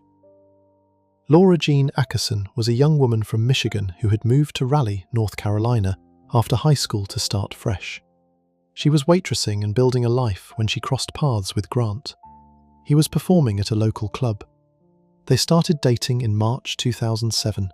They were never married. Laura gave birth to their first son, Grant Ruffin Hayes IV, on May 2, 2008, and their second son, Gentle Rain Hayes, on August 3, 2009. By the time their second boy was born, the relationship between Laura and Grant was already fracturing. Multiple witnesses at his later trial described the dynamic between Grant and Laura as toxic and one-sided. Court records indicated that while they were together, Grant mentally and physically abused her. When the relationship ended, Laura's priority was clear to everyone who knew her. She wanted to be a mother to her 2 boys. That became the source of a battle that would consume the last 2 years of her life. Grant had his own plans for those boys. He had met a woman named Amanda Perry in late 2009. He and Amanda began dating and moved quickly. They married in April 2010 and settled into an apartment in northwest Raleigh. Amanda soon became pregnant with their daughter. Meanwhile, Grant filed for and obtained temporary physical custody of his 2 sons from Laura. Under a consent order entered by Lenoir County District Court on June 29, 2010, Grant had the boys during the week, and Laura had them on weekends. Laura lived in Kinston, about an hour from Raleigh, and made the drive whenever she could. Her friend said that not being with her boys full-time was the hardest thing she had ever experienced. Her close friend Heidi Schumacher later told ABC News, "The worst time in her life was when she did not get to see her kids. She was devastated." A custody evaluation had been ordered by the court. A forensic psychologist named Dr. Ginger Calloway spent months evaluating both Grant and Laura and issued a report recommending that the 2 parents share legal and physical custody of the children. The report was completed and the parties knew a court hearing on custody was scheduled for August 15, 2011. Laura was hopeful. The evaluation had gone well for her. The upcoming hearing represented her best real chance at getting more time with her sons. Before the custody system could give Laura what she was asking for through the courts, Grant Hayes made sure she never made it to that hearing. Sometime before the murder, Grant Hayes recorded a song he called Broomstick Rider. The song was written about Laura Ackerson. It was not publicly released during her lifetime. In the chorus, he sang, "My baby's mama, don't talk to me, don't want your drama. I got 2 kids by you, I can't take any more from you."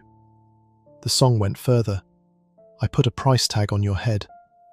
And then in another line, "You must have told your attorney I got intentions on killing you." What? Might stop me, but my bullets will get you soon. Grant Hayes' defense attorneys at his murder trial would later claim the song was a parody, written to blow off steam. It was played in the courtroom anyway. As the lyrics blared from speakers, Grant Hayes leaned back in his chair and rocked to the beat. Investigators also found separate handwritten song lyrics in the Hayes apartment after the murder for a song called "Man Killer." The lyrics described strangling a woman and making her bleed.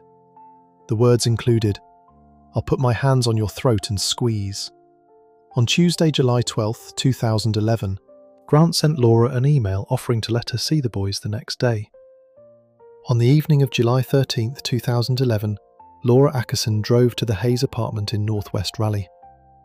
Before she arrived, she left a voicemail for a friend, telling her she would stop by after the visit. She walked into the apartment. She was 27 years old. That voicemail was the last anyone outside that apartment ever heard from her. Laura's friend Siobhan Mathis began to worry when Laura stopped responding to calls. It was, she later told ABC News, completely out of character. Laura always had her phone on and answered. Mathis filed a missing persons report. Raleigh police checked Laura's home and contacted the people in her life. No one had heard from her. The investigation quickly focused on the apartment where she had gone that night. A fellow inmate at the Wake County Detention Center, named Pablo Trinidad, later testified at trial that Grant Hayes confided in him after his arrest. According to Trinidad, Hayes said he had called Laura and lured her to the apartment under the false pretense of working out the custody dispute. Once she was there, Hayes told him, he and Amanda subdued and strangled her. Trinidad's account was corroborated in its essential details by the physical evidence already gathered. At some point after Laura was killed, Grant purchased a reciprocating saw. Surveillance video from a Walmart captured him buying the saw at 2 o'clock in the morning. Grant and Amanda used it to dismember Laura Ackerson's body. Her remains were packed into coolers. The couple rented a U-Haul truck. They loaded the coolers into the back and drove roughly 1,300 miles to Richmond, Texas, where Amanda's sister Lily Berry lived. They arrived with the 3 children in tow, Grant's 2 boys with Laura and their own newborn daughter. At Lily Berry's home, according to testimony Berry later gave at trial, Grant and Amanda behaved strangely from the moment they arrived. They asked questions about whether there were big holes on the property. They asked about alligators in the creek across the street. They asked if they could borrow a boat to go fishing. Berry testified that Amanda eventually pulled her aside and told her, I hurt her bad." When Berry pressed her sister and asked if she was covering for Grant, Amanda said nothing. She made eye contact and nodded. Grant, in the meantime, had purchased several containers of muriatic acid, a strong industrial acid from a Texas home improvement store. The couple attempted to use the acid to dissolve Laura Ackerson's remains. When that did not work, they took Lily Berry's boat onto Oyster Creek, a waterway about 60 miles south of Houston that runs through alligator-inhabited territory, and dumped Laura's body parts into the water. The plan, based on the questions they had asked Berry about the creek, appears to have been that the alligators would consume the remains and eliminate any trace. On July 24, 2011, Fort Bend County Sheriff's investigators were called to a location on Skinner Lane in Richmond after a report that something may be in Oyster Creek. Responding officers found 2 pieces of a human torso and part of a human lower leg floating in the water. The following day, with assistance from the Houston Police Department dive team, a human skull and a thigh were located beneath the surface. Weeks later, a worker with the Gulf Coast Water Authority recovered another human thigh bone from the creek. The remains were identified as Laura Ackerson. She had been missing for 11 days. Grant Hayes and Amanda Hayes were arrested. Raleigh police also executed a search of the apartment. They found a bleach stain on the floor, missing furniture, cleaning products, and the handwritten "Man Killer" lyrics. The investigation established through store receipts and surveillance footage that Grant had made the saw purchase and the acid purchase himself. Grant Hayes was tried in Wake County Superior Court in Raleigh in September 2013. The trial lasted 3 weeks. The prosecution called nearly 50 witnesses and introduced more than 500 pieces of evidence. The broomstick rider recording was played for the jury. The man killer lyrics were introduced into evidence. Pablo Trinidad testified about what Hayes had told him in the detention center. A forensic psychologist testified that Hayes had expressed a desire to obliterate Laura Ackerson, a word that became central to the prosecution's closing argument. Prosecutor Amy Zellinger told the jury during closing arguments he didn't just dispose of her body, he engraved his hate by cutting off her head. The jury deliberated for approximately 1.5 hours. On September 16, 2013, they returned a guilty verdict on first-degree murder. The judge, Superior Court Judge Donald Stevens, remarked before sentencing that a jury verdict reached in 1.5 hours in a case like this probably speaks louder than anything anyone could say.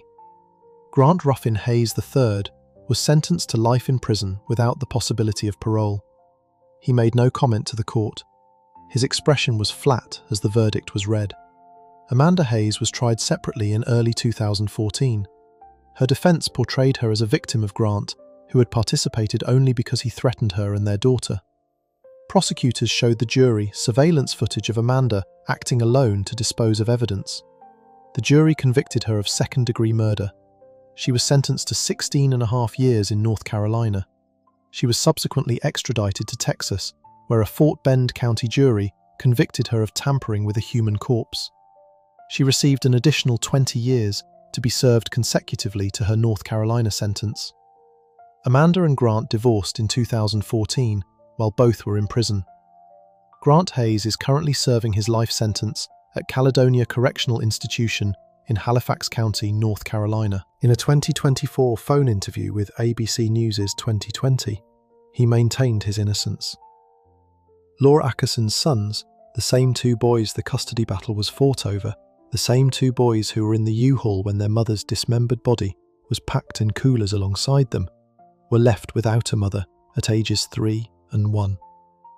Before we move on, if you're enjoying this analysis, please consider subscribing. It helps the channel tremendously. The next case on this list involves a man who, like Grant Hayes, had a new partner he was willing to protect at any cost. But this husband did not have a custody dispute driving him. He simply decided his wife was standing between him and the woman he wanted to marry, and he came up with one of the most calculated schemes in this entire video to get rid of her without getting his own hands dirty. Case 8. Brendan Banfield. Brendan Banfield was a 40-year-old federal law enforcement officer working as a special agent for the Criminal Investigation Division of the Internal Revenue Service. He and his wife Christine lived in Herndon, Virginia, a suburb in Fairfax County near Washington, D.C. Christine Banfield was 37 years old and worked as a pediatric intensive care nurse, the kind of nursing role that requires both advanced clinical skill and the ability to stay calm when children's lives are on the line. They had a 4-year-old daughter together. From the outside, the Banfield household looked like exactly the kind of stable, professional family that suburban Northern Virginia is full of. The couple employed a live-in au pair to help with childcare. That au pair's name was Juliana Perez Magalhães, a 25-year-old Brazilian national who had been living with the family since October 2021.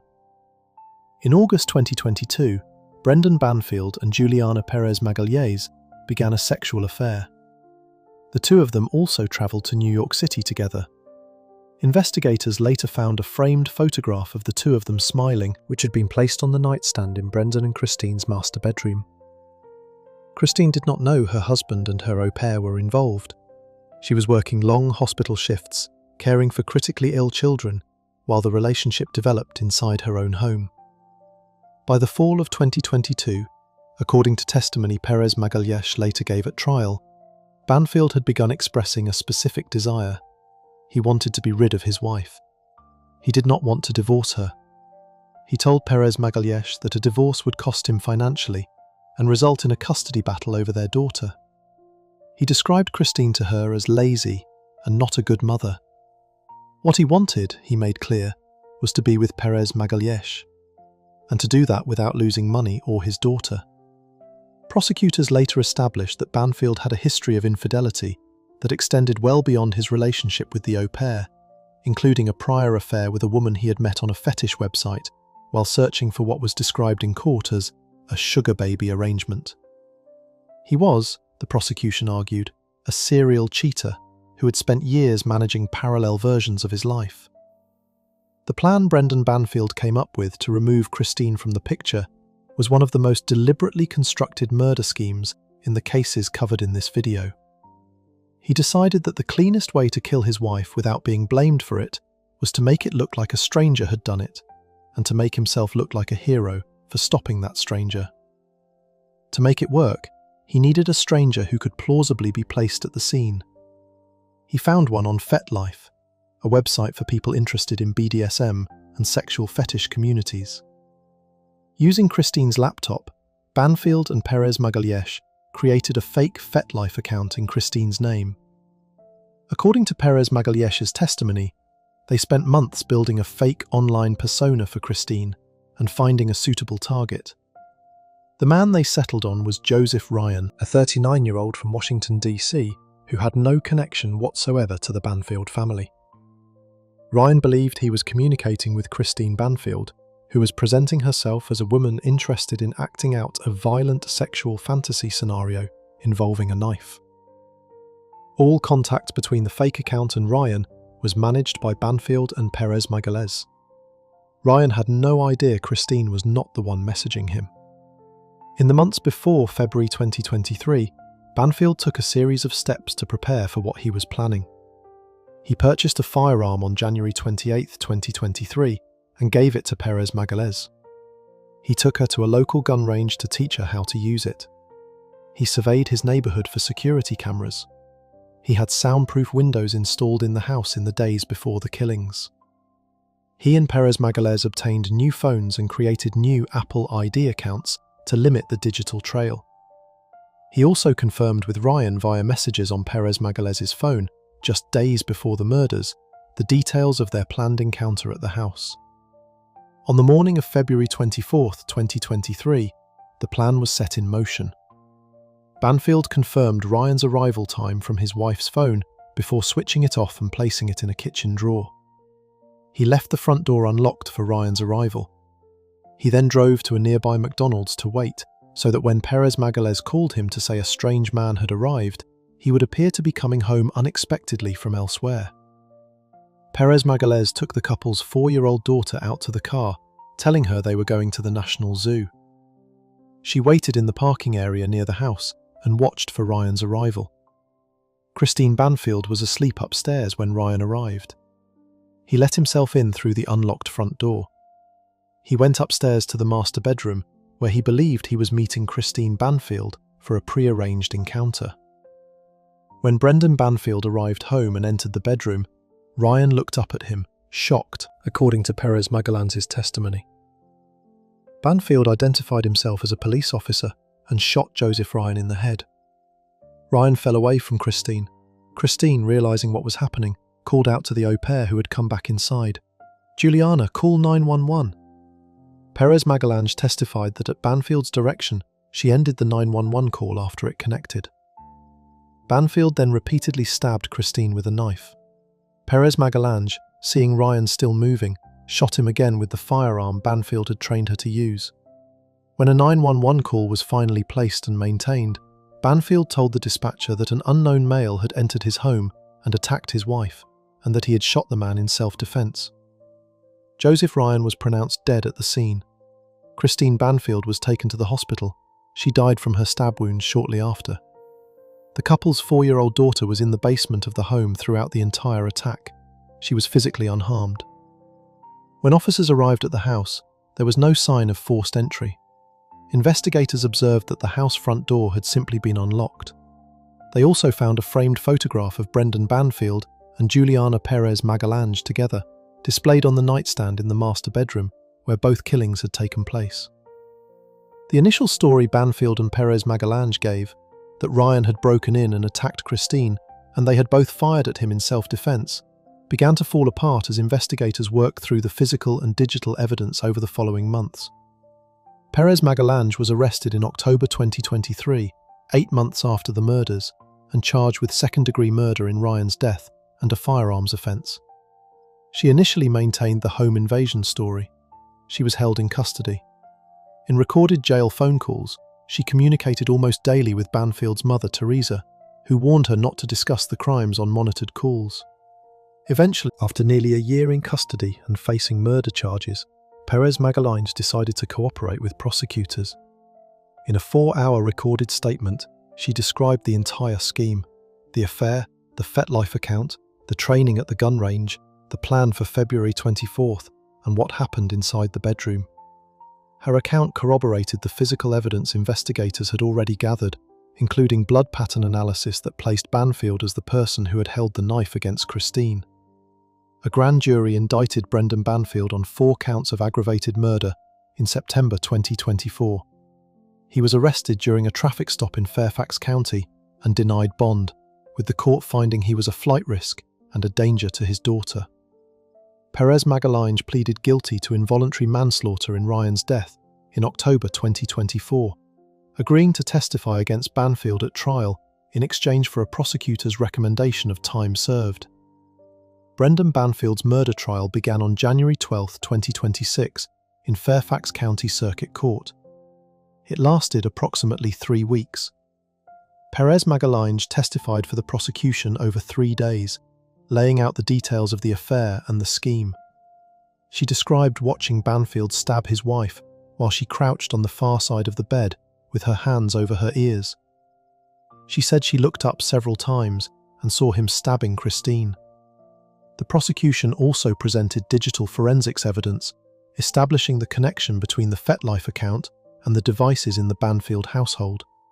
Blood pattern analysis showing Christine's blood had dripped onto Ryan's hands from above, consistent with a person standing over him, and surveillance footage placing Banfield at a McDonald's near his home before he claimed to have rushed home. At Perez Magalange's call, Banfield took the stand in his own defense and denied everything. He acknowledged the affair with Perez Magalange and admitted to previous affairs with other women, including 3 fetish sites, but denied any plan to kill Christine. He said he genuinely loved his wife. Prosecutor Jenna Sands cross-examined him about his multiple infidelities and his use of fetish websites. After the verdict, Sands said Banfield had shown absolutely no human emotion throughout his testimony that one would expect from someone in that position. On February 2, 2026, after deliberating for nearly 9 hours across 2 days, the jury convicted Brendan Banfield on 2 counts of aggravated murder, 1 count of using a firearm in the commission of a felony, and 1 count of child endangerment, for having his 4-year-old daughter present in the home during the murders. The Fairfax County Commonwealth's attorney Steve Descano described his actions as monstrous. Banfield faces a mandatory life sentence. His sentencing is scheduled for May 8, 2026. He remains held without bond. On February 13, 2026, Juliana Perez Magalhaes was sentenced by Judge Penny Azcarate. The prosecution had recommended time served under the terms of the plea deal. The judge rejected that recommendation entirely and sentenced Perez Magalhaes to the maximum possible punishment for manslaughter, 10 years in prison. Judge Azcarate told her, "Your actions were deliberate, self-serving, and demonstrated a profound disregard for human life. That is the most serious manslaughter scenario that this court has ever seen." Joseph Ryan's mother, Deirdre Fisher, told the court at sentencing, "My son's life was used and thrown away, seen as worthless and utterly disposable." Perez Magalhaes will be deported to Brazil upon completion of her sentence. Joseph Ryan was 39 years old. He was a stranger to this family. He went to what he believed was a consensual meeting, and he was killed because a man who wanted to murder his wife needed someone to blame it on. Before we move on, if you're enjoying this analysis, please consider subscribing. It helps the channel tremendously. The next case in this video involves a man who, much like Brendan Banfield, used his professional knowledge to help him plan what he thought was the perfect cover story. But unlike Banfield, he was already with the woman he wanted and what stood between him and that life was not just his wife, but his own desperate financial collapse bearing down on him from every direction. Case 9. James Kahler. James Kraig Kahler was born around 1963 and spent most of his adult life presenting the image of a man who had things under control. He married a woman named Karen, and together they built what looked, from the outside, like an ordinary and stable family. They had 4 children, 2 teenage daughters named Emily and Lauren, a younger son named Sean, and another child from earlier in the marriage. By 2008, the family of 5 was living in Weatherford, Texas, where James worked as the director of the Public Utilities Department for the city of Columbia, Missouri, a position that carried real authority, a public profile, and the kind of steady income that funded the life they led. Karen worked as a personal trainer. The children were in school. Emily, their eldest daughter, was enrolled at the St. Louis College of Pharmacy. Lauren was an honors student at a Columbia high school. Sean was 9 years old. Underneath the surface of that marriage, something had been corroding for a long time. People who knew James Kahler described him as controlling throughout the relationship. Karen's own divorce petition would later describe a history of controlling force spanning their 23-year marriage. She recounted a specific incident from New Year's Eve 2008 in Weatherford, Texas, where James pushed her hard enough during an argument that she hit her head on the street. But that night in Weatherford also carried a different kind of wound for James Kahler. Karen had begun a relationship with someone else, an affair that those close to her were aware of. And at the New Year's Eve party that evening, Kahler was humiliated by what he witnessed between Karen and the man she was seeing. The couple attempted marriage counselling in the weeks that followed.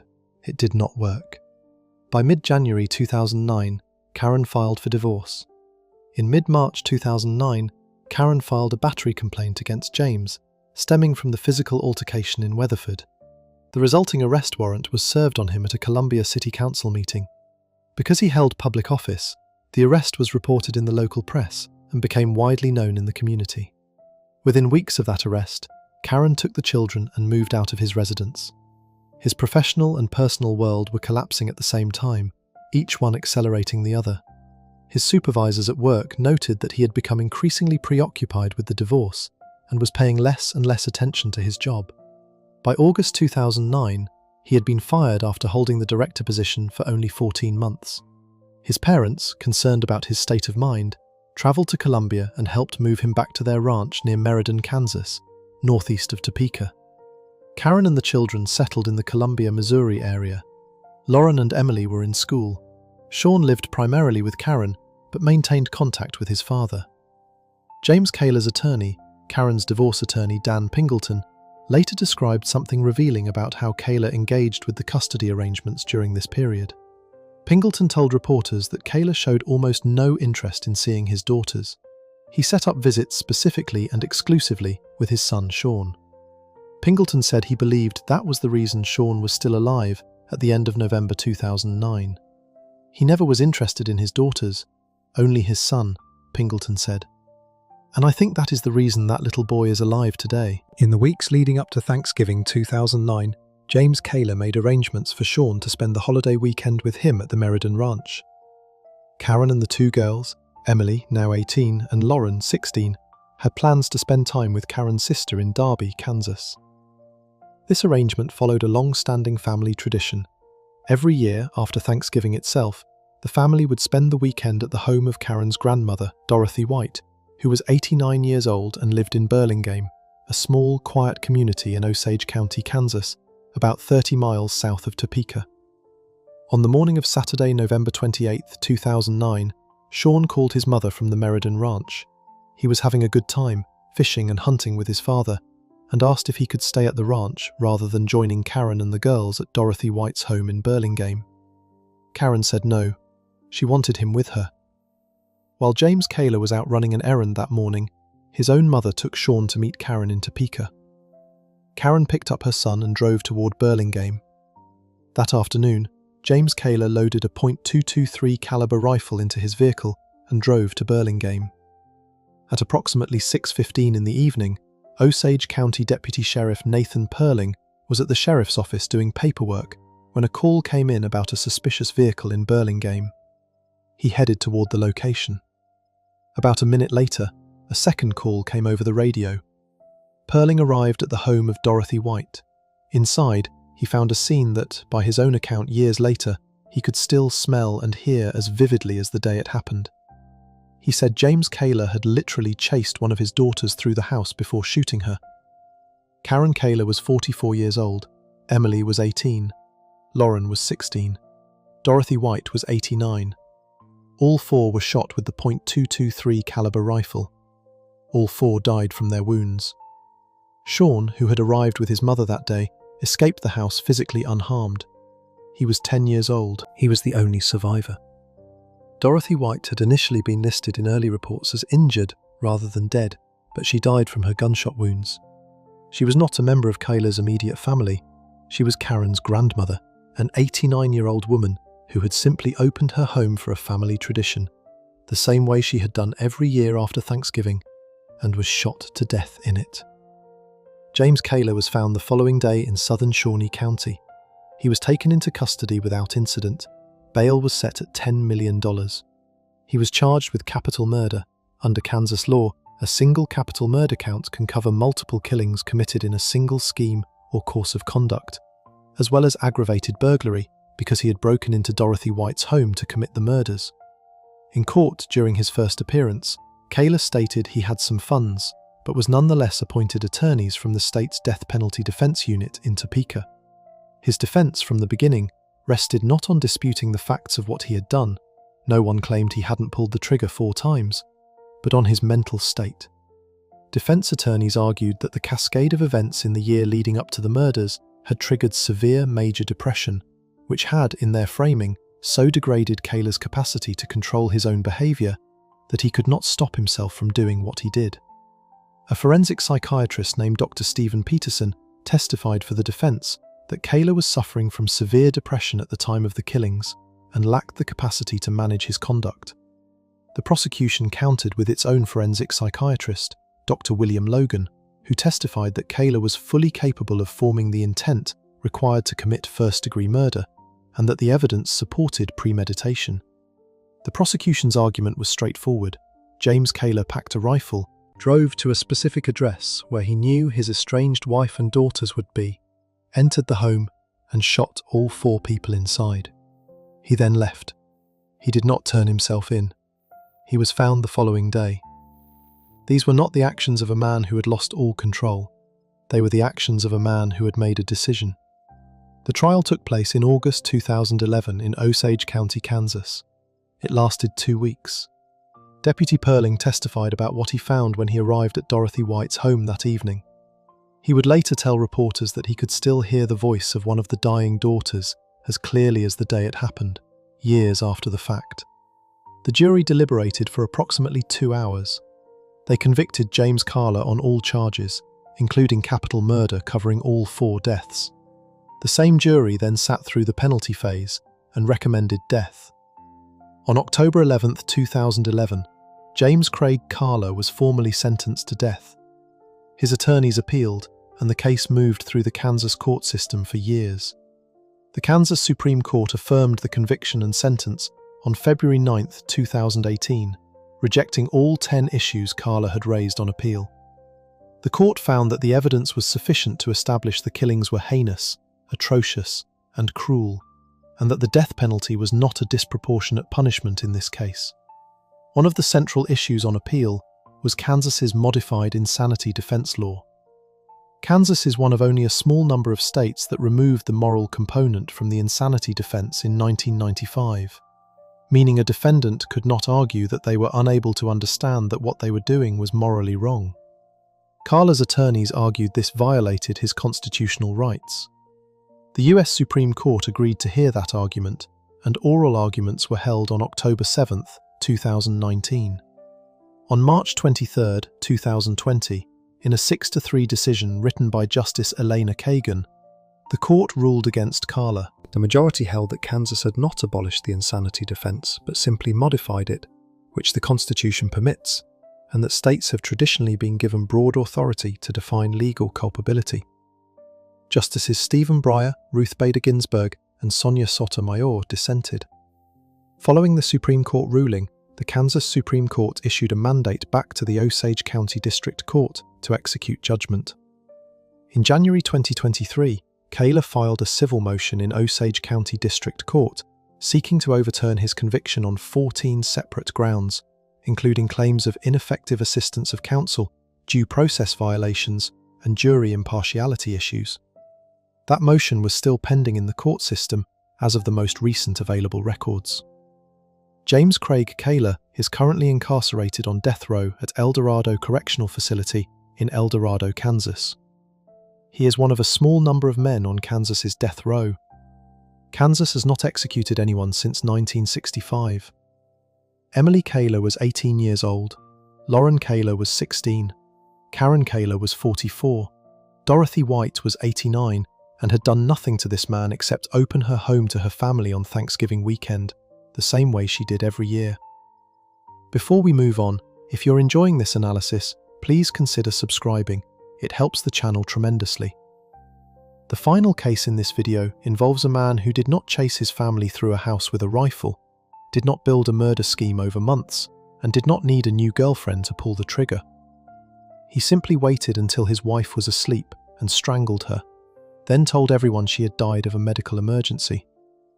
What makes his case different from every other man in this video is how close he came to getting away with it, and the single piece of evidence that finally brought the whole story down. Case 10. Kevin West.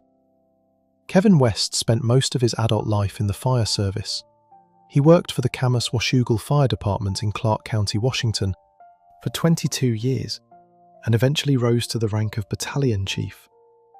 He was also a trained paramedic, with more than 2 decades of experience responding to medical emergencies.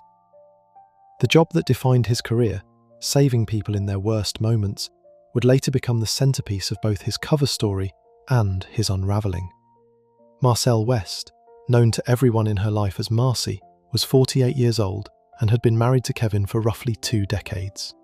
The couple had 2 adult children, a son named Ted and a daughter named Megan. By Kevin's own account on the witness stand during his murder trial, the marriage had been struggling for a long time. He said Marcy had lost interest in physical intimacy after the birth of their first child, that financial stress had created ongoing friction between them, and that the two had briefly separated around 2015 before reconciling. He testified that things improved after that reconciliation for a time, but that the same underlying problems kept returning. He told the jury he had planned to divorce Marcy after their daughter's high school graduation, but that their daughter's engagement and the anticipation of a wedding held that plan off indefinitely. From everything that emerged during the investigation and trial, what Kevin West really meant was that he kept finding reasons to delay doing anything official while pursuing the life he actually wanted on the side. Around 2004, when Kevin West had been married to Marcy for roughly 2 years, he met a woman named Cynthia Ward. She was a volunteer firefighter in Washougal at the time. They had a brief sexual relationship, lasting a few months before losing touch. The connection went dormant for nearly 20 years. Then, sometime in 2023, Kevin West sent Ward a message on Facebook. "Hi, is this Cynthia from Washougal that I knew back in the day?" Ward responded. They began exchanging messages through WhatsApp, choosing that app specifically, Ward testified, because of its security features. Both of them were in relationships at the time and did not want the messages easily found. The digital contact quickly became physical. They met at hotels off Airport Way to avoid being seen. They took trips together to the beach and to Nevada to visit Ward's mother. The affair grew serious fast. By late 2023, Kevin West was telling Cynthia Ward and members of her family that he intended to end his marriage and be with her. He sent her a Christmas card, which investigators later found in his garage. It read, "Next year, 2024 will be our year. Our story will ring in the new year loud for all to hear. I love you." He also sent a letter to Ward's mother, conveying how spiritually connected he felt to her daughter and how much he ached for her. Text messages recovered from his phone showed he had told Ward's brother-in-law that he was planning to move out of the family home on January 8, 2024, and that divorce papers would be finalised the following day. There was a financial problem with that plan. Under the terms of what a divorce from Marcy would require, Kevin West would have to pay her approximately $4,500 a month in alimony. He had retired from his battalion chief position and was living on his pension. The math did not work in his favour. According to the prosecution's case, the mounting pressure from Ward's family to formalise their relationship, combined with the financial reality of what a divorce would cost him, created the conditions for what happened next. On the evening of January 7, 2024, Kevin West described a quiet, ordinary night at home. He testified that he, Marcy, and their son played cards, watched movies, and ate takeout from the Chinese cafe and restaurant in Washougal. He said Marcy complained of a headache around 8:30 or 9 p.m. and took ibuprofen. He said she vomited and then went to bed. He went downstairs, spent some time alone, and went to bed around 11 p.m. He testified that he woke up after 4 a.m. to the sound of the family dog whimpering and felt movement in the bed. He claimed he discovered Marcy in the midst of a seizure. At 4:27 in the morning on January 8, 2024, Kevin West called 911.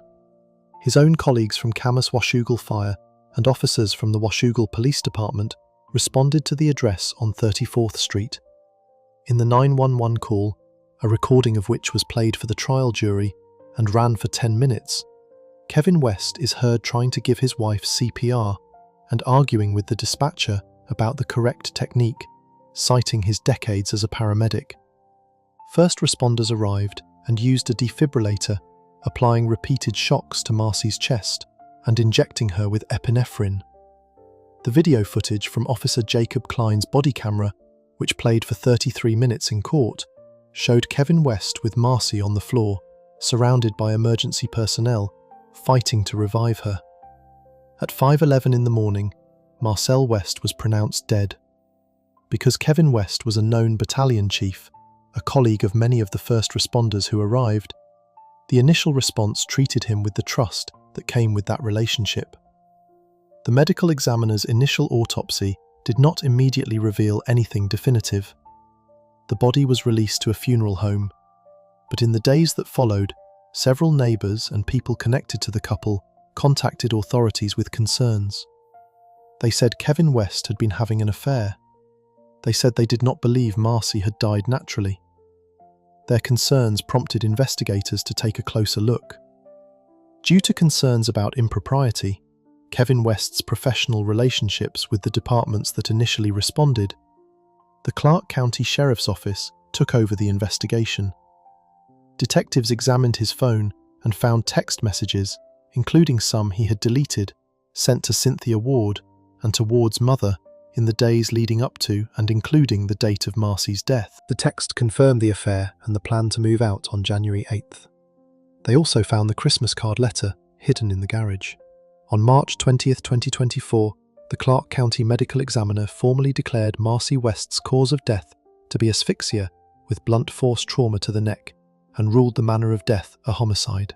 The autopsy had found bruising under her jaw, swelling in the brain, and hemorrhaging on the back and sides of her neck. There was also evidence of injury to the carotid sheath, the carotid artery, and the esophagus. These were not injuries consistent with a seizure, they were consistent with manual strangulation. Kevin West was arrested in March 2024 and charged with first-degree murder constituting domestic violence. His trial began on January 5, 2026, in Clark County Superior Court and ran for 2 weeks. The prosecution, led by Deputy Prosecutor Melinda McMahon, told the jury that the case did not begin as a homicide investigation, but that what matters is not how the case began, but how the truth ultimately emerged. McMahon argued that Kevin West used his knowledge as a trained paramedic and his professional standing within the fire service to make a murder look like a medical emergency, calculating that the colleagues who showed up that morning would trust his account because he was one of them. Cynthia Ward took the stand and confirmed the affair, the secret hotel meetings, the trips together, and the plan to move in with Kevin. She testified that eventually he was going to leave Marcy. She just did not know when. She also confirmed that since Marcy's death and Kevin's arrest, the two had become engaged. At the time of the trial, Ward was living in Estacada, Oregon, with Kevin West's son Ted, and was sharing household finances with him. Kevin West took the stand in his own defense and tearfully denied killing his wife. He acknowledged the affair openly, said he was not proud of it, and said the marriage had been deteriorating for years. He maintained that Marcy had been suffering from severe headaches and health problems, and that she had a seizure in the night, and he had tried to save her. The defense argued that the blunt force trauma found in the autopsy was consistent with injuries from a massage therapist Marcy regularly saw, not from strangulation. The defense also argued that first responders had not acted quickly enough, and that their failures may have contributed to her death. The jury deliberated for just over 2 hours. On January 20th, 2026, they convicted Kevin West of first-degree murder and second-degree murder. Both charges were found to involve domestic violence. Friends and family of the couple had filled the small courtroom. When the verdict was read, Kevin West collapsed into his sister's arms in tears. Corrections officers handcuffed him and led him out, while people in the back of the courtroom quietly heckled him as he passed. Sentencing took place on February 27, 2026, in Clark County Superior Court before Judge Robert Lewis. The courtroom heard from Kevin West's 2 adult children, and what they said to the same father from the same floor of the same courtroom could not have been more different from each other. Their son, Ted West, 22, addressed the judge and asked for leniency. He said his father had always been empathetic and loving, and asked the judge to take his positive impact into consideration. Their daughter, Megan West, 20, turned to face her father directly. She described her mother as present, nurturing, and strong. She recalled her mother asking her to sing on long car drives. Then she addressed Kevin West himself. A father is supposed to shield his children from harm. Instead, you used us to shield yourself. Kevin West was also given the opportunity to speak. He apologized for the affair. He said he knew it was wrong and that he should have waited for the divorce to be finalized. Then he said, "But that is my only wrongdoing." He denied the murder until the end. A former paramedic who had spent his career at a fire station also submitted a statement to the court that was read aloud. He wrote, "I was a paramedic for 40 years. This was the worst call of my entire career, and it was made unbearable by his lies. He violated the brotherhood and sisterhood of the fire department." Judge Robert Lewis sentenced Kevin West to 300 months, 25 years, in prison. In his remarks before sentencing, Lewis told West, "The only thing that makes sense is that you deliberately killed the victim in this case and ripped your family apart." Lewis said he did not believe West's account and that he believed the jury had reached the correct verdict. Kevin West is eligible to be considered for release after serving 90% of his sentence. Following the hearing, Megan West told reporters outside the court that she believed the sentence should have been longer. When asked about her brother Ted, who had argued for leniency for their father, she said she would always love him and always be there for him, but that it was sickening to know he had been led by the lies of their family. She said she hoped he would come to see the truth.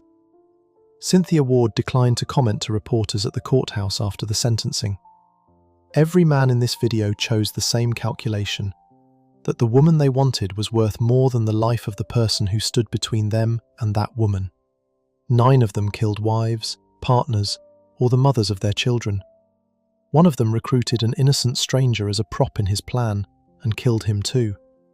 Between them, they are responsible for the deaths of more than 20 people, including children who were still too young to understand what their fathers were doing to them.